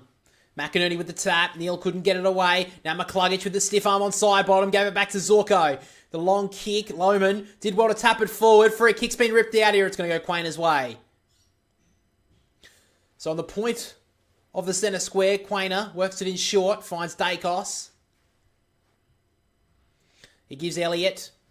Nice kick. Lohman nearly got there in time, but now gives it back to Dacos. Through the centre square, doesn't have a lot of options. Try to break away from Lohman, turned it over. Josh Dacos trying to fight for it. McCluggage locks him up and it'll be a ball up. Trying to give it to Nick Dacos as much as they want here, Collingwood, but has to be in the position where he can use it. McInerney, little tap down. Schultz handballing forward towards Nick Dacos. Again, he's everywhere. Couldn't grab it cleanly, though. Bailey shrugged him off. Zorko just cut his kick a little bit shorter there towards Sharp. Quaynor stood in front of it like a roadblock. Lohman, long handball over the top. Bailey locked up by Schultz. Ball up.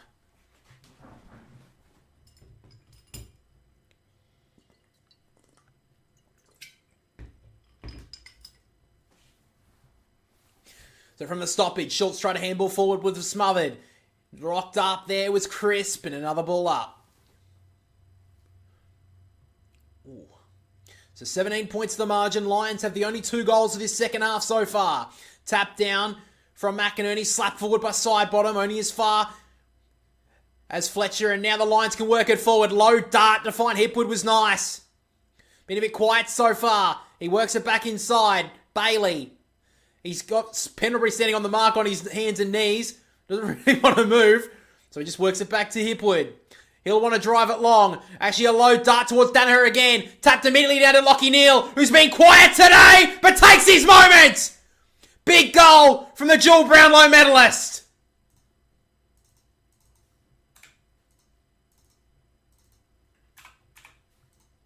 Great finish there from Lachie Neale. And the Lions back out to a 23-point lead.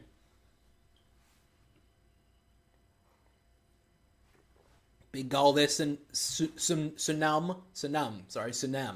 I don't know how I didn't say that right the first 3 times, but anyway. So a great finish there from Lachie Neale. Had a really good start to the game, then still side bottom locked him down, but takes his moment right then and there. So great work from Brisbane. Real maturity they've shown in this 3rd quarter.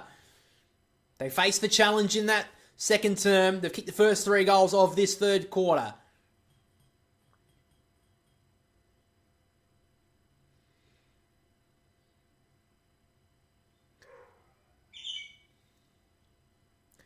So from a tap down, McInerney won it towards Dunkley. Fletcher gets there first, tackled almost without it, shoved out the handball now to McInerney. Dribbling ball turned over. Josh Dacos kicking forward. Good option to McQuarrie, just couldn't grab it cleanly. Has to fight back for it. Shrug off Starskovic. And now McQuarrie can go long, top of the goal square towards McStay, who got hands up, couldn't mark it. Dunkley out the back. Andrews goes to the wide-looking kick, missed Starskovic on the option. Now Noble through to Dacos, parted the seas. Handball forward towards Chris. Got a bit lucky with that one, side bottom. Long handball again. McQuarrie tucked up in the pocket. The inside out of job. The Pies are back. Great finish from McQuarrie. And they're back to within 17 points.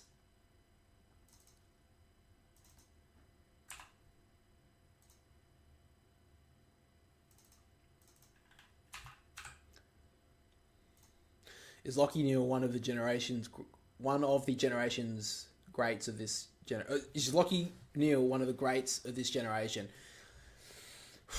I don't know. It's kind of interesting because he's never really been... I mean, he's a dual Brownlow medalist. He's one of the best midfielders we've seen in the last 10 years, but never really been credited with that, has he?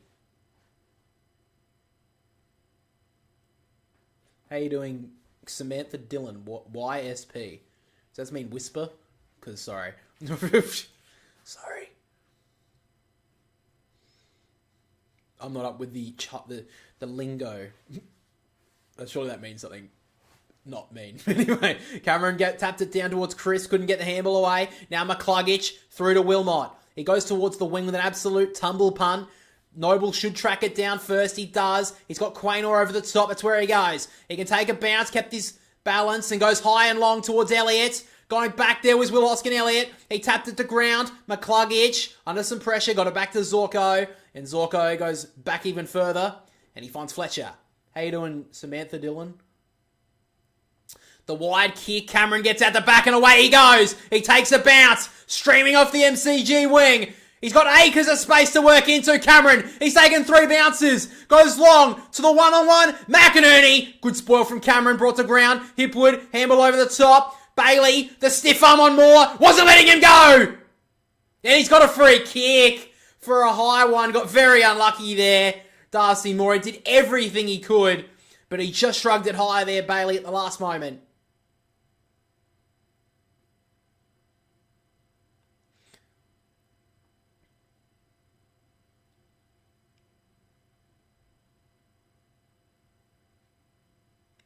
Very unlucky there, Darcy Moore. His first tackle he made was brilliant. The second one, as he dragged him back in, gave away the free.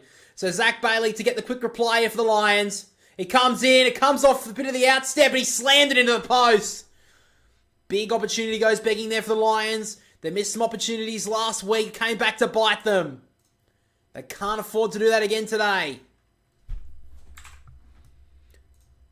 So Dacos in the back pocket.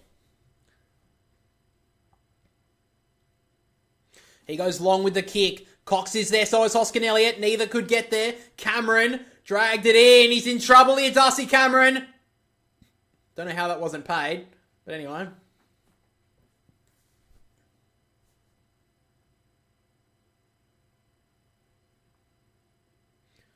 Cameron tapped down. Lipinski shoveled it out. Rayner trying to get a hand free. He did well. Handball forward, but Collingwood have the numbers. Dacos to Noble. He'll just jam it on the boot. High up and under ball. The one-on-one with Hoskin-Elliott and Andrews did well to spoil it. Ricochets towards Bobby Hill, who socketed it off the ground. McCreary did the same.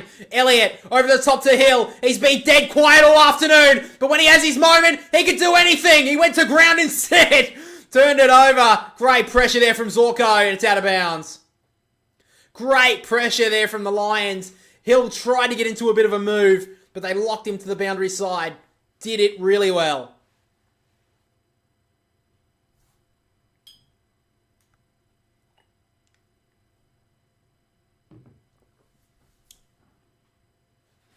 So 18 points. Cameron taps it forward. Who can get there first? McQuarrie just overran it. Now Fletcher gave it off to Dunkley. Through to Danaher. Didn't even look. Just jammed it 40 metres forward. Got in front there. Hipwood couldn't mark. Rayner and Dacos up against it. Rayner wanted it more. Mano came and slammed into the turf without the footy. In fact, Dacos will get the free kick. Yeah, I agree. I don't know how that wasn't paid running too far against Bobby Hill. But anyway. So Dacos working it just inside the forward 50, finds side bottom. Too far out to score. He's got McQuarrie tucked up in the pocket. May have to set this one up here, side bottom. We know he's kicked a big long goal, probably just a little bit further out from where he's kicked it in the grand final in the last quarter. Probably not that much adrenaline pumping through his veins. So he's just going to set it up. Mason Cox in the spot. Got hands to it again. Dropped it. Bytel tried to deliver it out to Elliott. Missed it. Danaher. Smart move. Ducked out of trouble. Kicked it wide towards Morrison. Moore running after it. Morris just smacked it forward for space. Moore trying to track it down. Did well.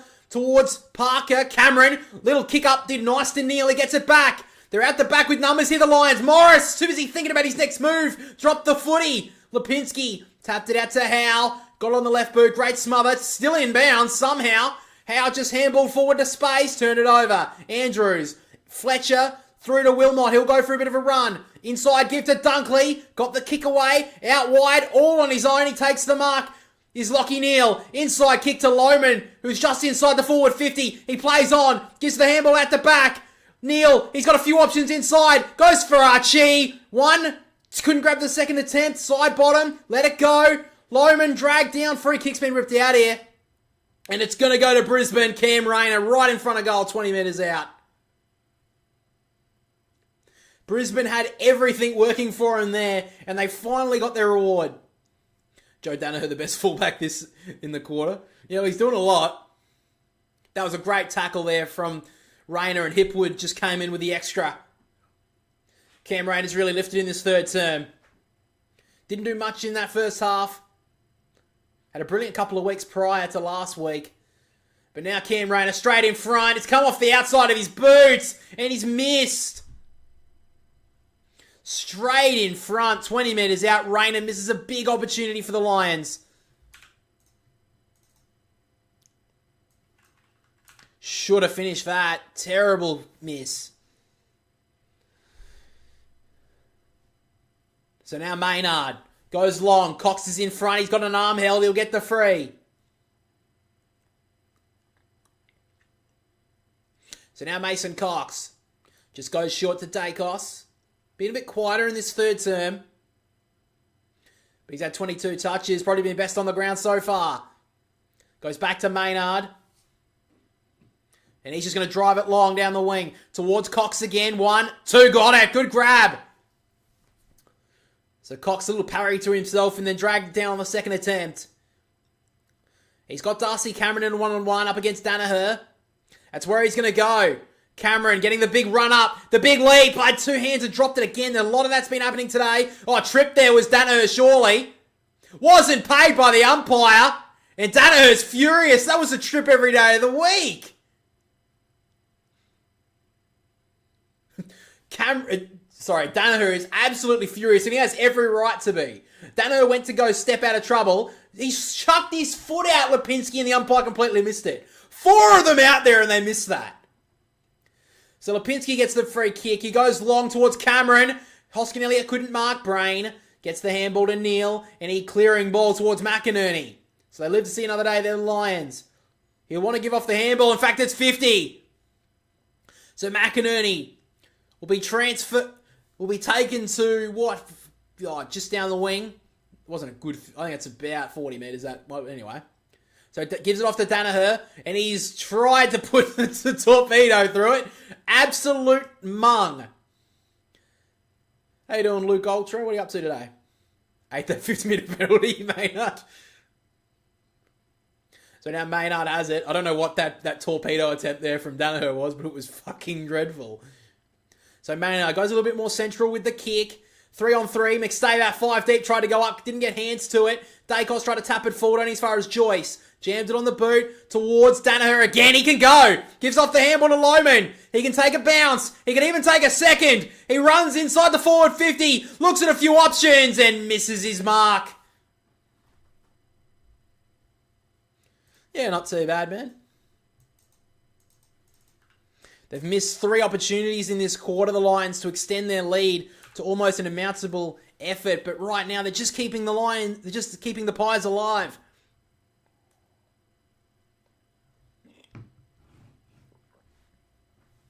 Fair enough, man. McStay tried to mark. McInerney tried to shovel it through. Didn't do the best. Pendlebury to Hoskin Elliott.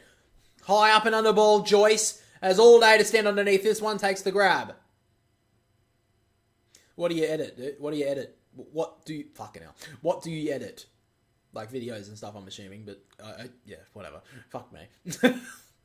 So Ashcroft just works it back here. Just trying to take this up slowly of the Lions. Zorko, short, finds Wilmot. So inside the centre square. He's got Ashcroft in short. He's going to go more lateral to Leicester. 200th game last week. A lot of people, including himself, probably wouldn't have thought he would have got to 200 games. He's such a quality defender. Especially coming in last year. Played a real pivotal role for their march towards the grand final. And it'll be a huge puzzle piece for them moving forward this year as well. So now Ashcroft. Editing a huge video. Oh, fair enough, man. Yeah, I got to do that too, actually. Got around 20 minutes of footage. Oh, okay. Yeah, I got to do that too, actually. Supposed to get a video out on Monday, like one of those video essays, but I don't know if I'm going to be able to do it in time. So now Cameron. He's going to have to put his foot through this one. He does. High ball. Pack of players form. In front was McStay. Took the chest mark. Did well in the end. So 3:43 on the clock. Can Collingwood get a late one here? He gives it off to Josh Dacos. He takes a bounce. Slows down a little to balance himself. Goes into the pocket. Good spoil from Wilmot. Thumps it out of bounds. About 25 metres out here from the Pies goal.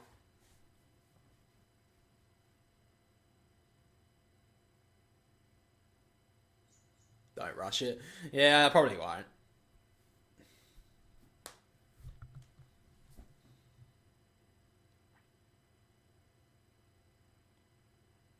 So Zorko matched up against Nick Dacos at the stoppage. He's been dangerous so far. Side bottom, nearly got away with it. Cameron on the left boot. Doesn't kick many goals with that foot, but it bounces through. Darcy Cameron kicks the goal. Pies back within 14. He's had a brilliant game after quarter time. Darcy Cameron kicks a big goal. He's had a brilliant year. One of the few Pies who has.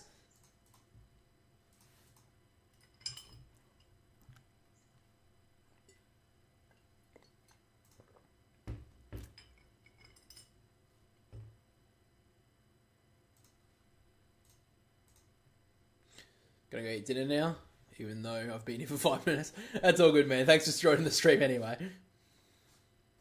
Have a good one, bro. No, that's alright, man. All good. Have a good rest of your afternoon and evening. Go the Saints tonight. Yeah, I hope so. Yeah, I hope so anyway. Be a nice little upset. 3:23 on the clock in this third term. Cameron with the tap down. Dacos out the back to Maynard, who can drive it forward towards half forward area. Elliott leads up, couldn't mark it down towards his toes. Shoveled it out to Lipinski with the voice, and inside 50 all on his own is Lachie Schultz.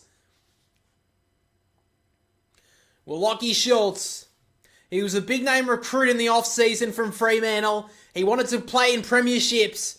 That's why he came to the Pies. Hasn't lived up to all the hype. But so many attributes to his game is what the Pies need. So Lachie Schultz, he kicks around the corner. I don't know if it has the distance. It's touched on the line.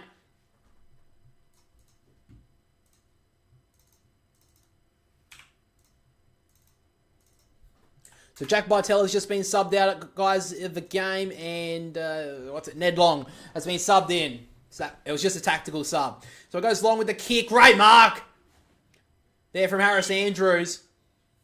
He cuts the kick back inside to Rayner. Gives off the handball to Zorko, who missed Rayner, but he gets it on the bounce. Did well. Lowman forward. In fact, it's Ashcroft. Over the top to Bailey. About 60 metres out. He sets it up towards Charlie Cameron, who was held. Play on. Archie. Try to get rid of it. Great tackle from Moore. Cameron socketed off the ground. Howe on the last line. Did well to recover. And now Parker.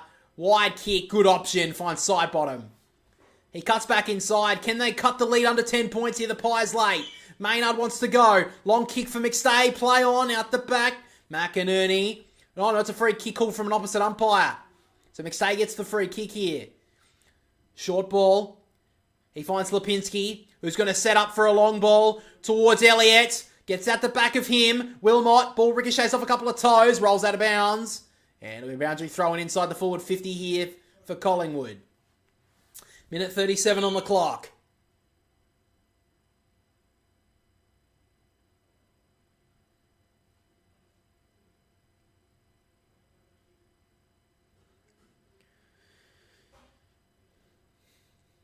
So McInerney just steals it out of the ruck. Bouncing ball, ricochets, finds Lipinski, who jams it on the boots at the top of the goal square. Andrews, great grab, going back with the flight. Huge courage. So Andrews just works it short to Wilmot. He wants to go. Maybe the Lions can fire back one late. He goes with a long kick, finds Lohman. He wanted to go, just held it up for the moment. Blitzed this game early, Kai Lohman. Back to Zorko. He works it short and finds Dunkley. In fact, it's McCluggage. He wants to go inside with the kick. It's a dangerous option. Just had enough on it. Starskovich didn't think it would get over, though. He fumbled, but worked back onto it. Long handball. They work it forward now to Ashcroft. Portrays his options. Goes long to the pocket for Morris. Good spoil from Frampton. Parker got a handball underground towards Frampton. He's getting tracked by Morris. Lipinski about to get shut down. Got a handball away to Grass. Great tackle from Sharp on Parker. Locks it inside their forward 50 here, the Lions. 39 seconds. Can the Lions get a late one here? Great fight there from Morris. McInerney saw a running maroon jumper, didn't hit it. Handball forward, Neal. Got a handball clear, Morris. And now, Ashcroft. He's had a brilliant game so far. Blows his line. Got away with one there, the Pies. A lot of players running free at that stoppage there for the Lions. Just couldn't get the right player free enough.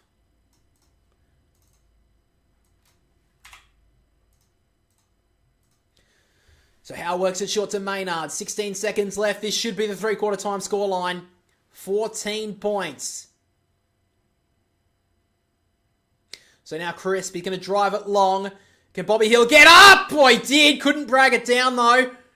And now Joyce gets the kick away as side bottom goes back with the flight. But at three-quarter time, the Lions probably should have put a lot more onto the scoreboard, but they still lead it by 14 points. Scores are 9-10-64 to the Lions. They lead over the Pies 7-8-50. The Pies, the only way they can make finals is if they win today, results go their way, and they win next week.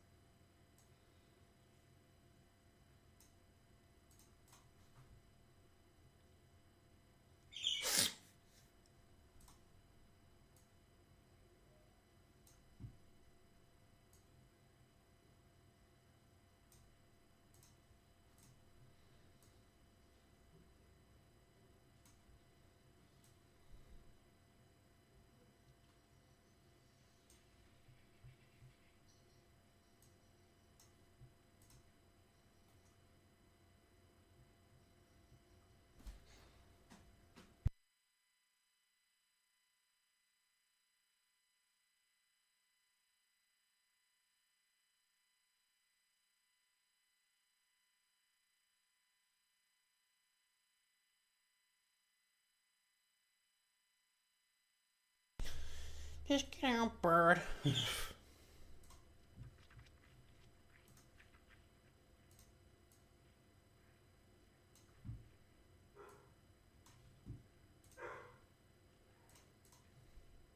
Great job. Cheers, Yogi. Cheers, Yogi Bear. Like the name, dude. How you up? What are you up to today?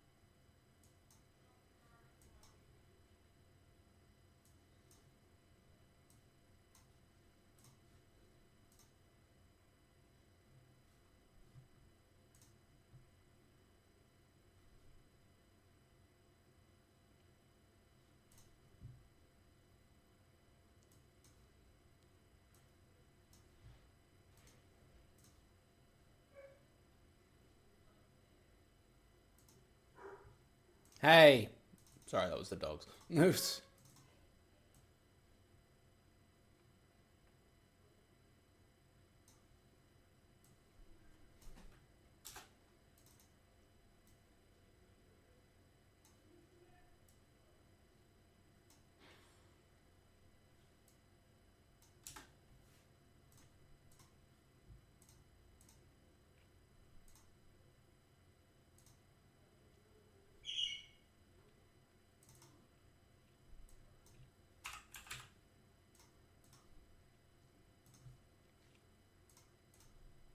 Are you watching the UFC tomorrow? No, I don't really watch the fighting too much, UFC. Gonna start getting back into the Premier League though when it starts.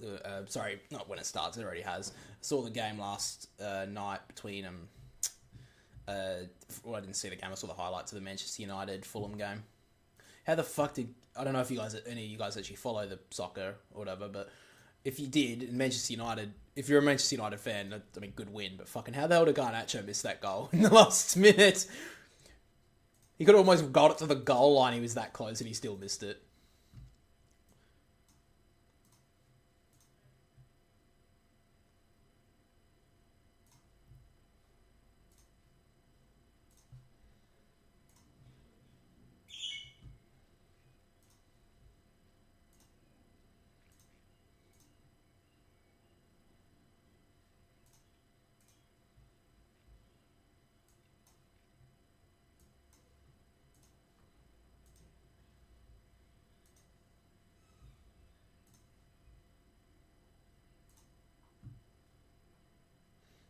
So it looks like hamstring tightness. So what they say, hamstring awareness or whatever for Jared Berry.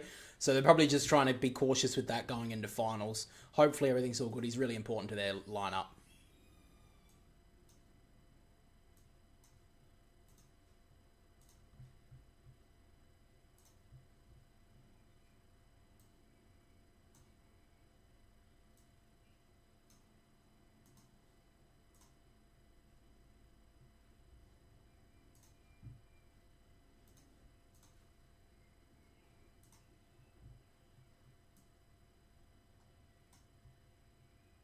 So here we go. The second last quarter is about to get underway. Here we go. Can the Pies fight their way back and keep their season alive, or will the Brisbane Lions break their hearts? You doing fantasy Premier League this season? To be honest, I can't blame Rashford for that. You kind of blame him for that? Oh, I don't know. I haven't done fantasy though. I know my brother does it though. Maynard tried to get it out of the clearance, but McCluggett's shut down. The Pies can break forward here. Hill has Dacos with a handball. He gives it off to him in the end. He's got Schultz. Nick Dacos. He's done it most of the game so far, taking the responsibility, but wasted that chance.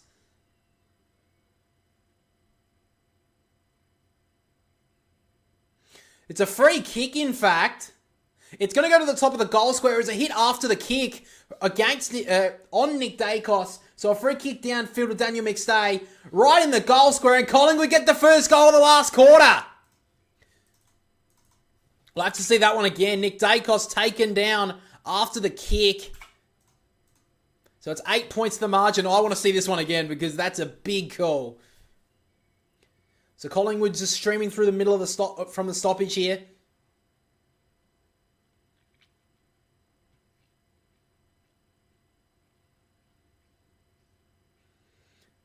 Oh, come on! That is weak as piss. Fuck me, that's crap. Fuck me. That is piss weak. I'm not saying Dacos took a dive, I'm not saying that, but that shouldn't have been a free kick anyway. Even Nick Dacos didn't think it was a free kick until he realised, oh, it's a goal. I don't blame Nick Dacos for that, I'm not saying that. That just wasn't a free kick. Tap down from McInerney. Free kick's been ripped out here, and it looks like it's going to be going to Brisbane. Nope, wait, who?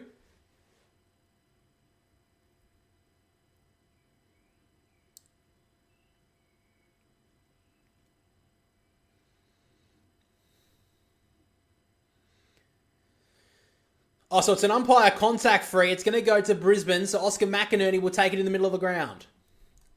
So McInerney thumps it long. Packer players form Hipwood's there. Moore couldn't mark. Lands towards Fletcher. He spun a 360, got boot to ball. Rayner. Little tap over the top was smart. And now Bailey. Quick response, Brisbane. And they're back to 14 points. Yeah, I don't know what the fuck. I mean, umpire contact. I mean, unless he like pushed him over deliberately. We're never going to see that anyway. Good finish though. I think that's pretty piss weak too, by the way.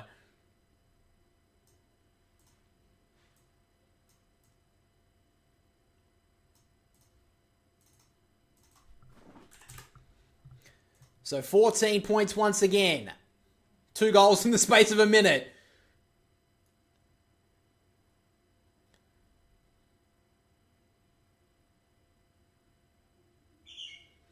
Bit of a quiet one so far for Zach Bailey, but he kicked his first goal. Really important to their team. Real barometer.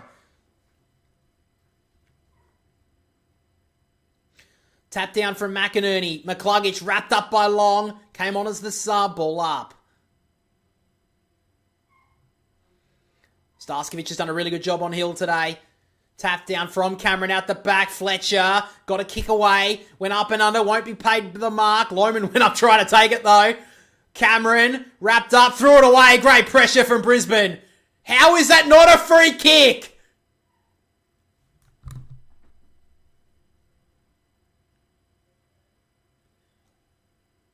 What? Cameron dropped that clean on the ground.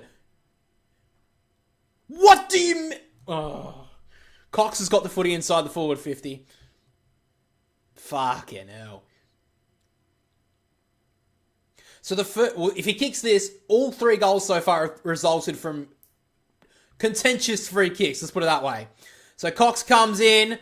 Won't make the distance. Touched by McInerney on the line. It's through for a behind.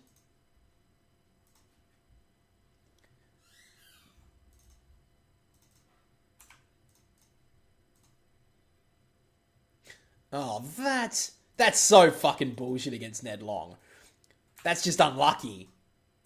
Leicester, dangerous kick. Neil has to fight for it. Collingwood have the numbers here. Side bottom socket off the ground once and twice. Is dribbling and it misses.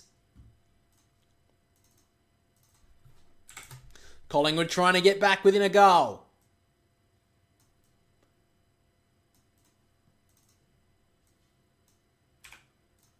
So 12 points to the margin. Brisbane have worked at the halfback through Brain and now Archie. Been quiet since quarter time.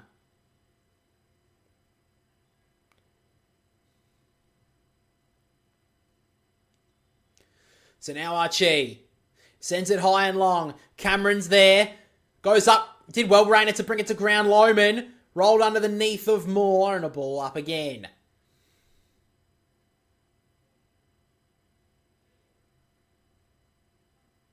Both coaches on the bench, of course. Chris Fagan and Craig McRae. Tap down, McCluggage. Wrapped up his opponent. Ball up.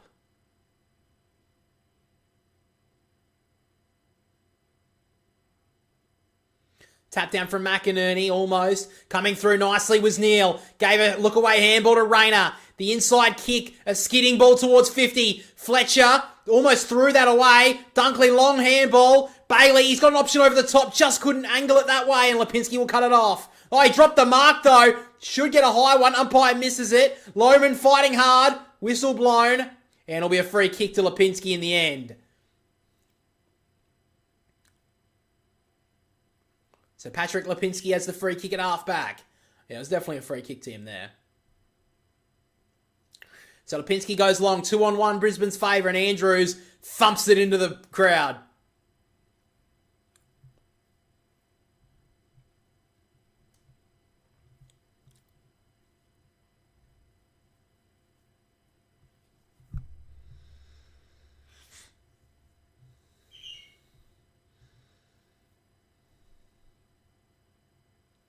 McInerney tried to slap it forward.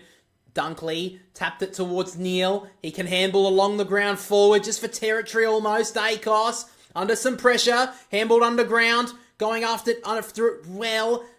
Bit of a high one there. It looked also on Dunkley, but Noble just sits on top, ball up. So about those contentious calls, Greg still complaining about the missed 50 call. Tap down, straight to McCluggage, who gives it off to Bailey. He goes high. Has he got the distance? It's close! Howell gets there to thump it over.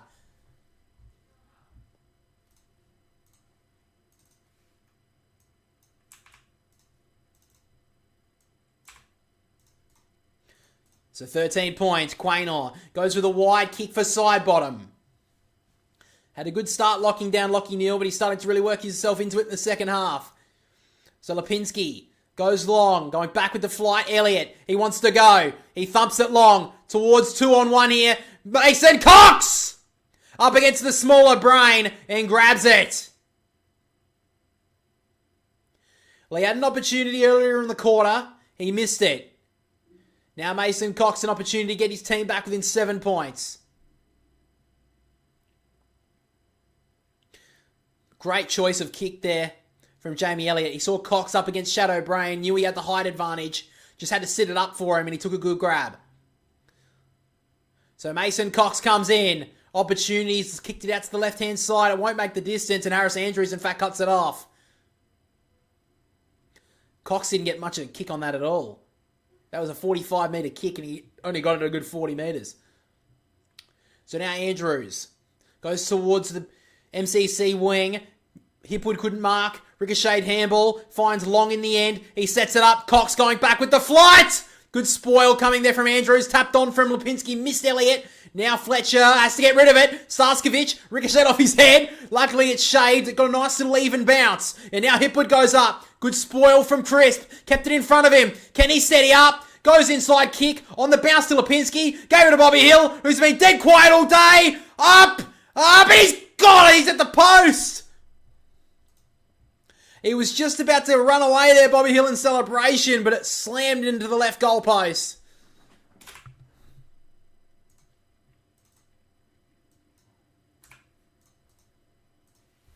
So Ashcroft now at halfback.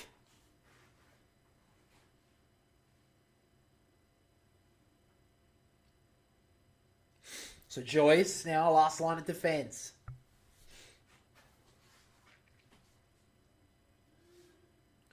So Brisbane just slowing it down a little bit here. Harris Andrews has it. Shaved heads are useful. Definitely. Just a nice little kick short to Ashcroft. So just slowing it down here, the Lions. They know they don't have to blitz away too quickly. Nice little kick over the top, finds Sharp. Been on since quarter time, was subbed in. Dangerous kick out wide. Brain did well, kept his footing, and then tapped it out of bounds.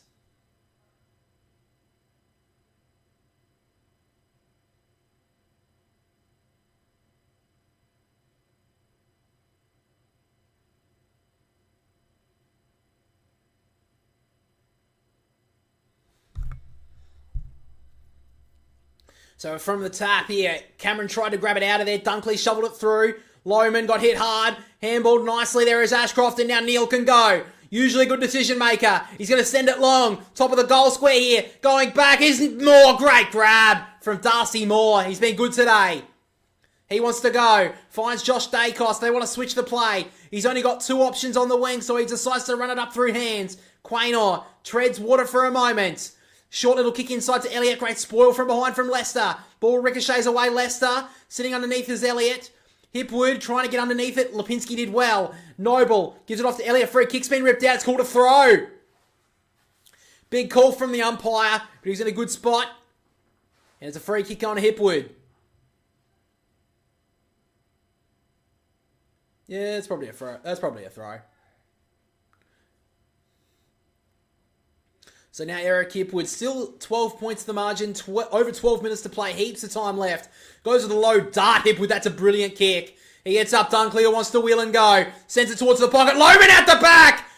Great effort from Howe. May have been a free, play on, says the umpire. Maynard, back to Howe, and now Long drives the kick long, but Zorko sits underneath it. So Dane Zorko works the kick back. He finds Brain, who can drive a long ball. Sends it high, looking for Danaher. Darcy Moore's there to thump it down. Fletcher got a high one. Umpire was sitting behind it, and it's a ball up. So inside the forward 50 now, the Lions. Lockie Neal's dangerous here. Cameron tap. Pendlebury trying to slap it away. Fletcher trying to keep it underneath his grasp. Archie handballed through. Dunkley couldn't grab it cleanly. Wrapped up by Tupai's. Ball up again.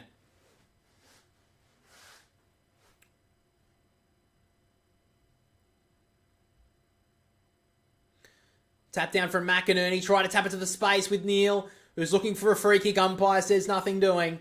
And we'll have a boundary throw in.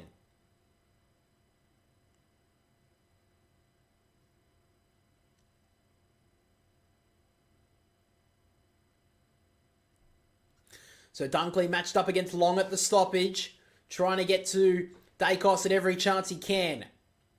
Tap down, McInerney forward on the bounce. Ashcroft tried to keep his feet, went to ground. Free kick's been ripped out. It's going to go to Crisp. So Jack Crisp wants to go. He goes with a dangerous looking kick towards Maynard. Great body work there from Dunkley to take him to the turf. Zorko pushed in the back. Andrews locks it up. 3 pies are there. Ball up.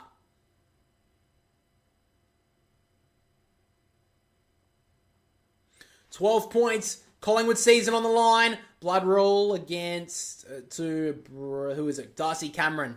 I'm gonna go to the fucking toilet. Give me a minute. Oh!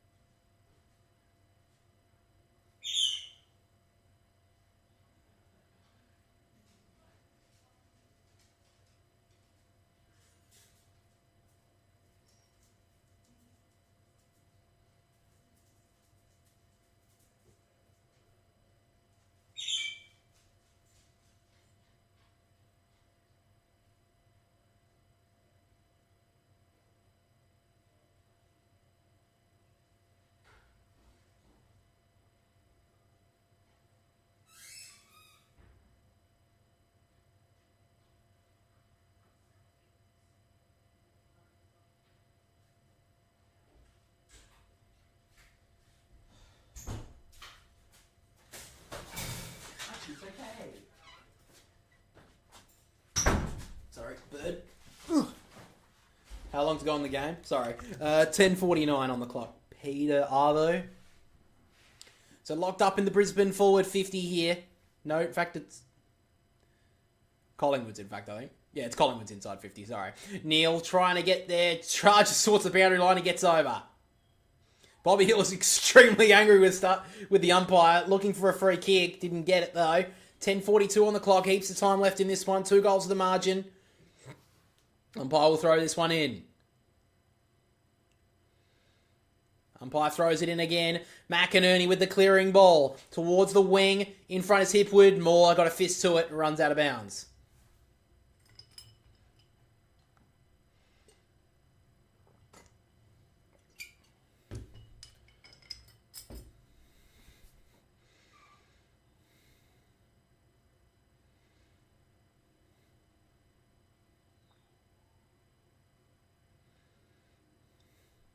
Throws it back in again. Cox tries to thump it forward. A good 30 metres for territory and it gets out again. They'll take that, the Pies.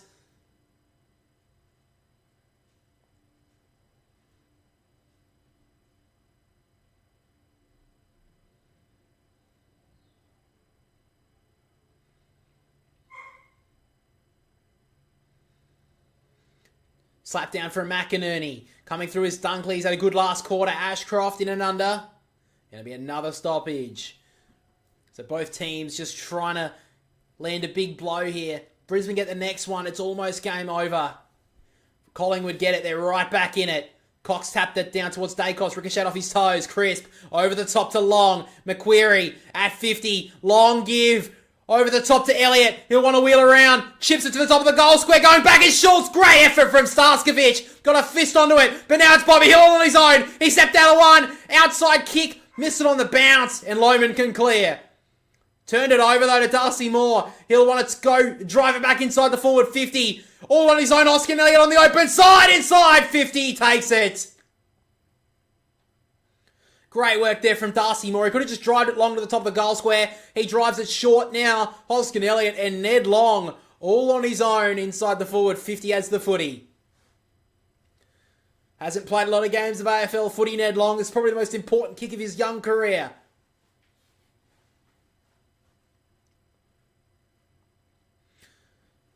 Had 3 touches and 3 tackles since he came on. Ned Long is the sub at 3/4, late in the third term. To bring it back within a goal. Long comes in from 40 metres out. Holds that right goal post and goes to the right-hand side. Another opportunity goes begging there for Collingwood.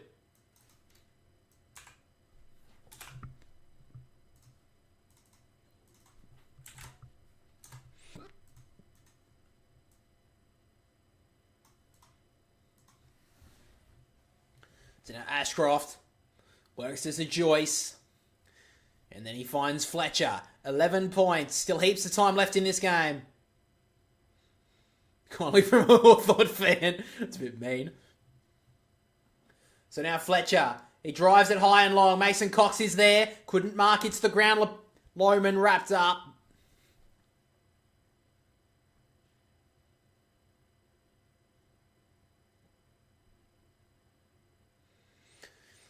Back in the ruck, McInerney tapped it down. Umpire goes to the ground again. Crisp gave it through, now Long. Inside out of ball. Up and under. 3-on-1 in the Lions' favour. And Joyce could have marked that, but he runs out of bounds. How long left? 8:15 on the clock. Locked up in the Pies forward 50.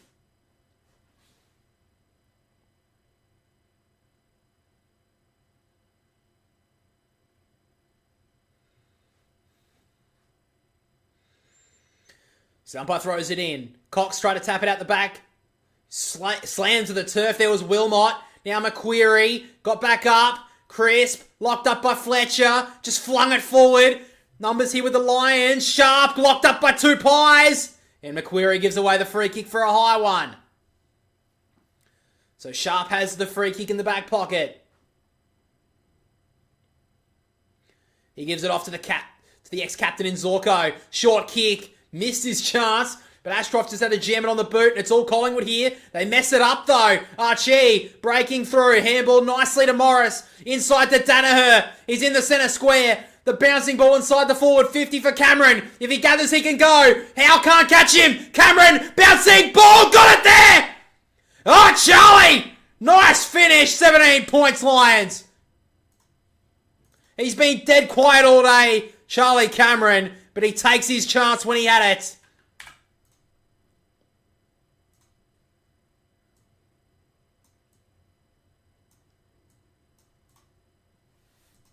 Lions are so shit under pressure. Well, they did that pretty well.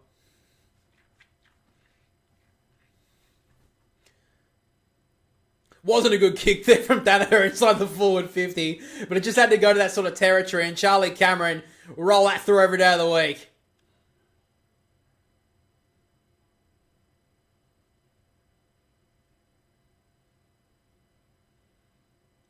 So great work from Cameron. That's his first. Up to Lions.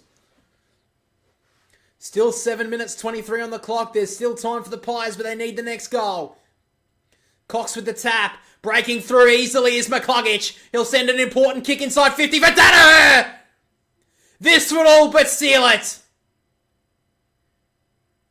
Joe Danaher, a chance here to put a dagger through the Pies season.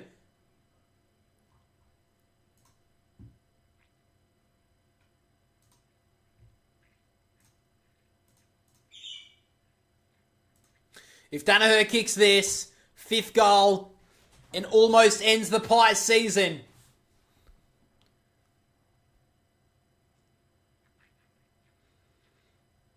So Joe Danaher, a chance for his 5th goal. He's left it out to the left, and that's a crucial miss.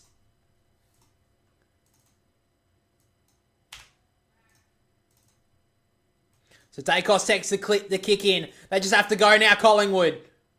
He takes the Marcos Kennelly at half back. He wants to go on the outer side. A wide ball, 2-on-1 here. Schultz is there with Howe. He's set forward now. Andrews locked that up. Ball up. Was that kick, Joe? It wasn't a very good one. I'll put that out there. So 6:23 on the clock.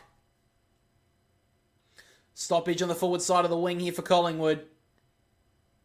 Tap down from Cox to Brain. He's trying to gather it. Handball, try to get it through a couple of feet. Did pretty well in the end. Cameron, it'll slap onto Archie. Bouncing ball forward on the skid. Did pretty nicely. Morris to cover it. McCluggage through to Ashcroft. Slung to ground. Got a handball clear though. Handball, nicely found. Ashcroft kicked on fighting, but now the Pies can go. Side bottom. The kick out wide is nice. He found Schultz. Now Schultz works the handball out wide towards Noble. He can thump it inside the forward 50. On the lead is Jamie Elliott. Tucked up in the pocket. Jamie Elliott had ice in his veins many times in his career. He may have to just do it in this moment as well. Egg footy will be pumped if they get up. Oh, definitely. They'll be pretty devastated though if they lose it from here.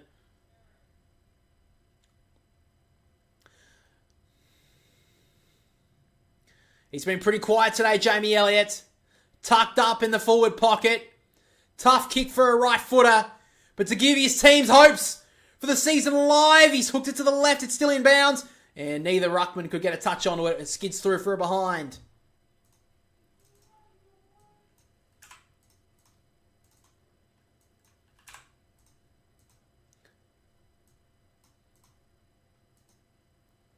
So Wilmot will take the kick in. Collingwood 1-5 in this last quarter. They've left the door. They've just kept Brisbane in front for all of it. So now Leicester. He thumps it long. Brisbane have the numbers here. Frampton takes the grab. He wants to get and go. He goes with a wide kick to Noble on the bounce. On the skid from 50. Drives it in board. Good kick to Schultz. He's got to go back quick here, Lockie Schultz. Kick the goal. And get it back to the middle. And go again. 4 minutes 36 on the clock as he's running back. They've got time here, the Pies. He just has to take a few moments, take a deep breath here, Lockie Schultz. He wanted to come here and play in big games in front of a big crowd. And Lockie Schultz, in front of them today, keeps his team alive.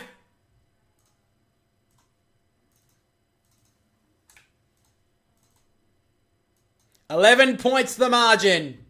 Little McAfee. Cheers, man. How you doing? Hookstagram.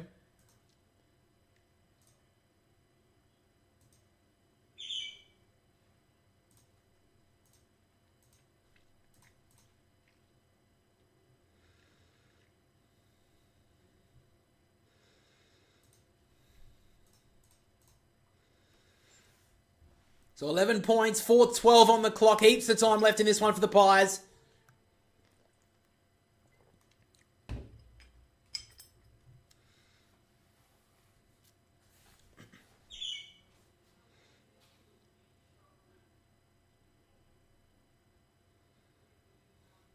What an important centre clearance this one is. Free kick's going to go Collingwood's way. So Darcy Cameron will take it. And he'll want to drive it long. High ball. Who's going to get there first? McStay got a spawn away from him. Wilmot up and under ball. Went about 2 metres. Fisted forward by Andrews. Side bottom couldn't gather. McCluggage gave it up nicely. McInerney clears. High ball to centre half forward. Couldn't mark it. Danaher. Bailey shrugs off. He's about to get dragged down by Quainer. Sees it on the line. Quainer gets the free. Bailey was about to drive home a big goal, but he got dragged down. It's a wide kick. It's not the greatest. And Hoskin Elliott will take the free. So Hoskin Elliott works it out wide to Noble, who'll want to go. He's about to get shut down. Got the kick away. Just had enough for Schultz. He keeps it in bounds. Inside kick, a dribbler to Elliott. Back to Lockie Schultz. He kicked one a moment ago. And now he's kicked another. Can you believe it? Lockie Schultz back within 5 points.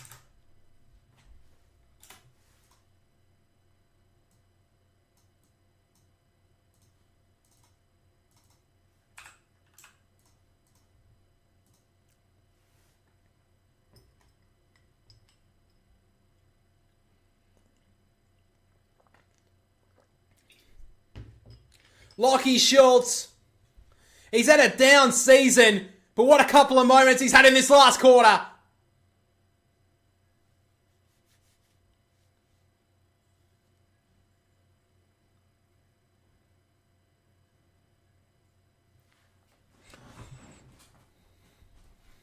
3 minutes 09 on the clock. Collingwood season on a tightrope. Tap down. Cameron. He can get the clearance here. He goes long with it. High ball. Who's there? Bobby Hill's there. Howe went up. Couldn't mark. McQuarrie up against Brain. Ball up. Yes from the umpire. Pelican, you are Zach Bailey. 25-30 metres out from Collingwood's goal, straight in front. Cameron taps it towards McQuarrie. He gathers it cleanly. 3 goals, 2 minutes. Pies are in front. The crowd erupts at the MCG. The Pies keeping their season alive.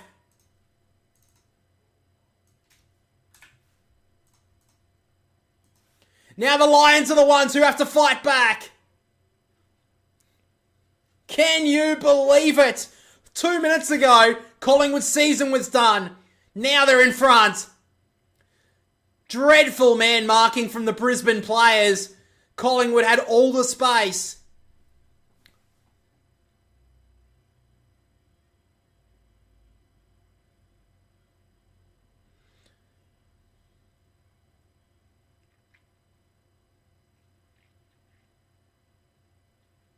.245 on the clock. There's still time for Brisbane. They've still got aspirations in this season. Still to go. They can make top 2. They just need to win today. But right now, for the first time, Collingwood have taken the lead. McInerney tried to take it out. Dacos got a high one. No umpire says nothing doing.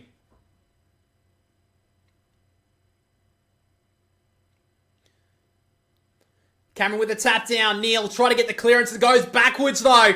Joyce stands underneath it. Got a fist to it. McCluggage, handball out wide. Dacos went for the tackle, then let it go quickly. Locked in the legs there of Bailey. Ball up.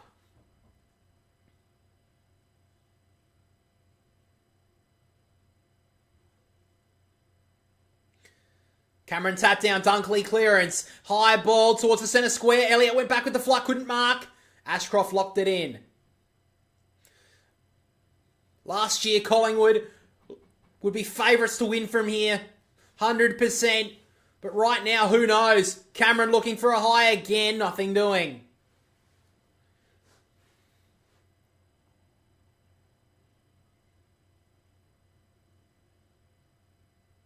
Cameron trying to get a kick away. Ricochets to side bottom. He'll drive it long. There's only one pie inside the forward 50. It's Bobby Hill. He's shaked and baked. The inside out of job. It will skid. It will roll. And it will roll across the face. And it's out of bounds. Not a bad result for Collingwood. If he kicked it behind, would have given the ball back to the Lions.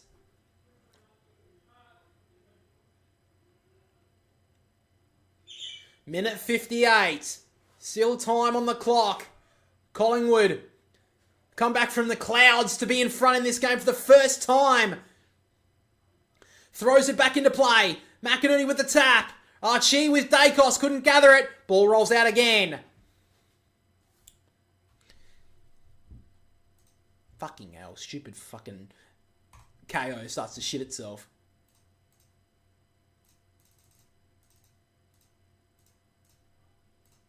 Who can get it from here? Ashcroft at the stoppage. Archie goes to clear, but he kicks it on the full. So Josh Dacos will take the free. Minute 39 on the clock. All Collingwood, if they can, they've just got to take possession. But right now, Brisbane have manned up well. So Dacos sets it up. 2-on-2 in the pocket. McInerney takes the front spot and takes the mark. Here's Brisbane's chance. He sends a tumble punt towards the wing. Frampton up against Andrews, who's been sent forward. Lester trying to tap it forward. Rayner did well. He put just out of his grasp. Pendlebury, wide handball for Noble. One more mark and they may have it. Free kick. And it's going to Lockie Schultz. Minute 15. Collingwood have the footy. On the centre wing. Put $100 on Collingwood first quarter. Not bad. Goes with a wide kick for Cameron. Almost a 3-vote game for him today. Still a minute to go. Collingwood have to hold it.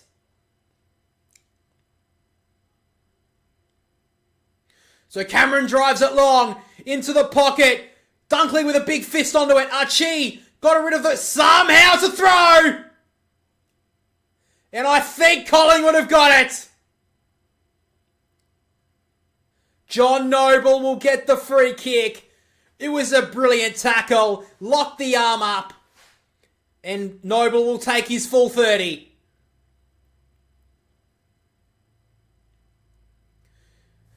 He had to sit back last year, John Noble, and watch his team celebrate a premiership. He's not going to give up on this season, and neither are Collingwood. So Noble looking back. So John Noble has to come in from 50. Can he drive it home? It goes long. It's holding that left goalpost marked on the line by McInerney. Time ticks down, 8 seconds. I don't think they'll have time, the Lions. Zorko drives it long in the middle of the ground. It lands to the turf. It's a free kick, but the seconds, there's not enough time. Collingwood, there is enough time in your season. One more game next week to keep their season alive and go back to back. Collingwood have came from the clouds and have won a massive game. A great win from Collingwood. They have won 11-13-79 to the Lions 11-12-78. Lachie Schultz is the hero. The recruit from last year has not met expectations whatsoever, but what a last quarter from him. Oh, my neck.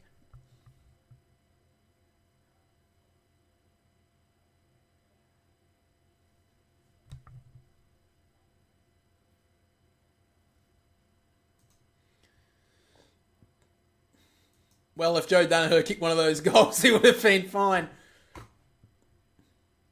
So looking at the live ladder right now, Collingwood go equal with Carlton on points. So they need either Carlton, Hawthorn, or the Bulldogs to drop their game this week. So they'll be watching intently on Sunday. All three of those teams play against bottom three sides, but maybe, just maybe, they'll drop it. A lot of pressure on them now from Collingwood. And Fremantle right now, their season's on a knife's edge. Brisbane as well have wasted a crucial chance. They won't make top two now. They'll have to play away no matter what.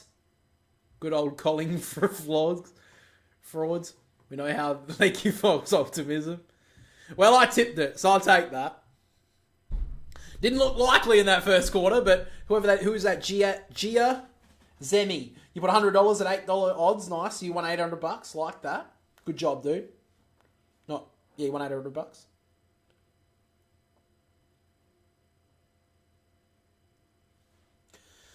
I think we'll end the stream there, guys. Thanks for watching. Logan Schultz is my daddy. Well, it's about time he came to the scene for Collingwood because he's had a pretty poor year, but it was a good game from him. Good last quarter. Anyway, guys, we'll end it there. Thanks for listening. Thank you for watching the stream. The review will be coming out on Sunday as always. No Diddy. Good call. Good win from Collingwood in the end. They kept their season alive. I got the tip, so I'll take that. But yeah, thanks again for watching, guys. I think it was a massive stream. How many we have? We had over 1,000 people watch the stream. Fucking hell. Thanks for watching, guys. That's fucking insane. Thank you so much. We have 29 concurrent viewers, but anyway. Anyway, guys, thanks for watching. Thank you for listening. The review will be out on Sunday afternoon as always. And yeah, thanks again.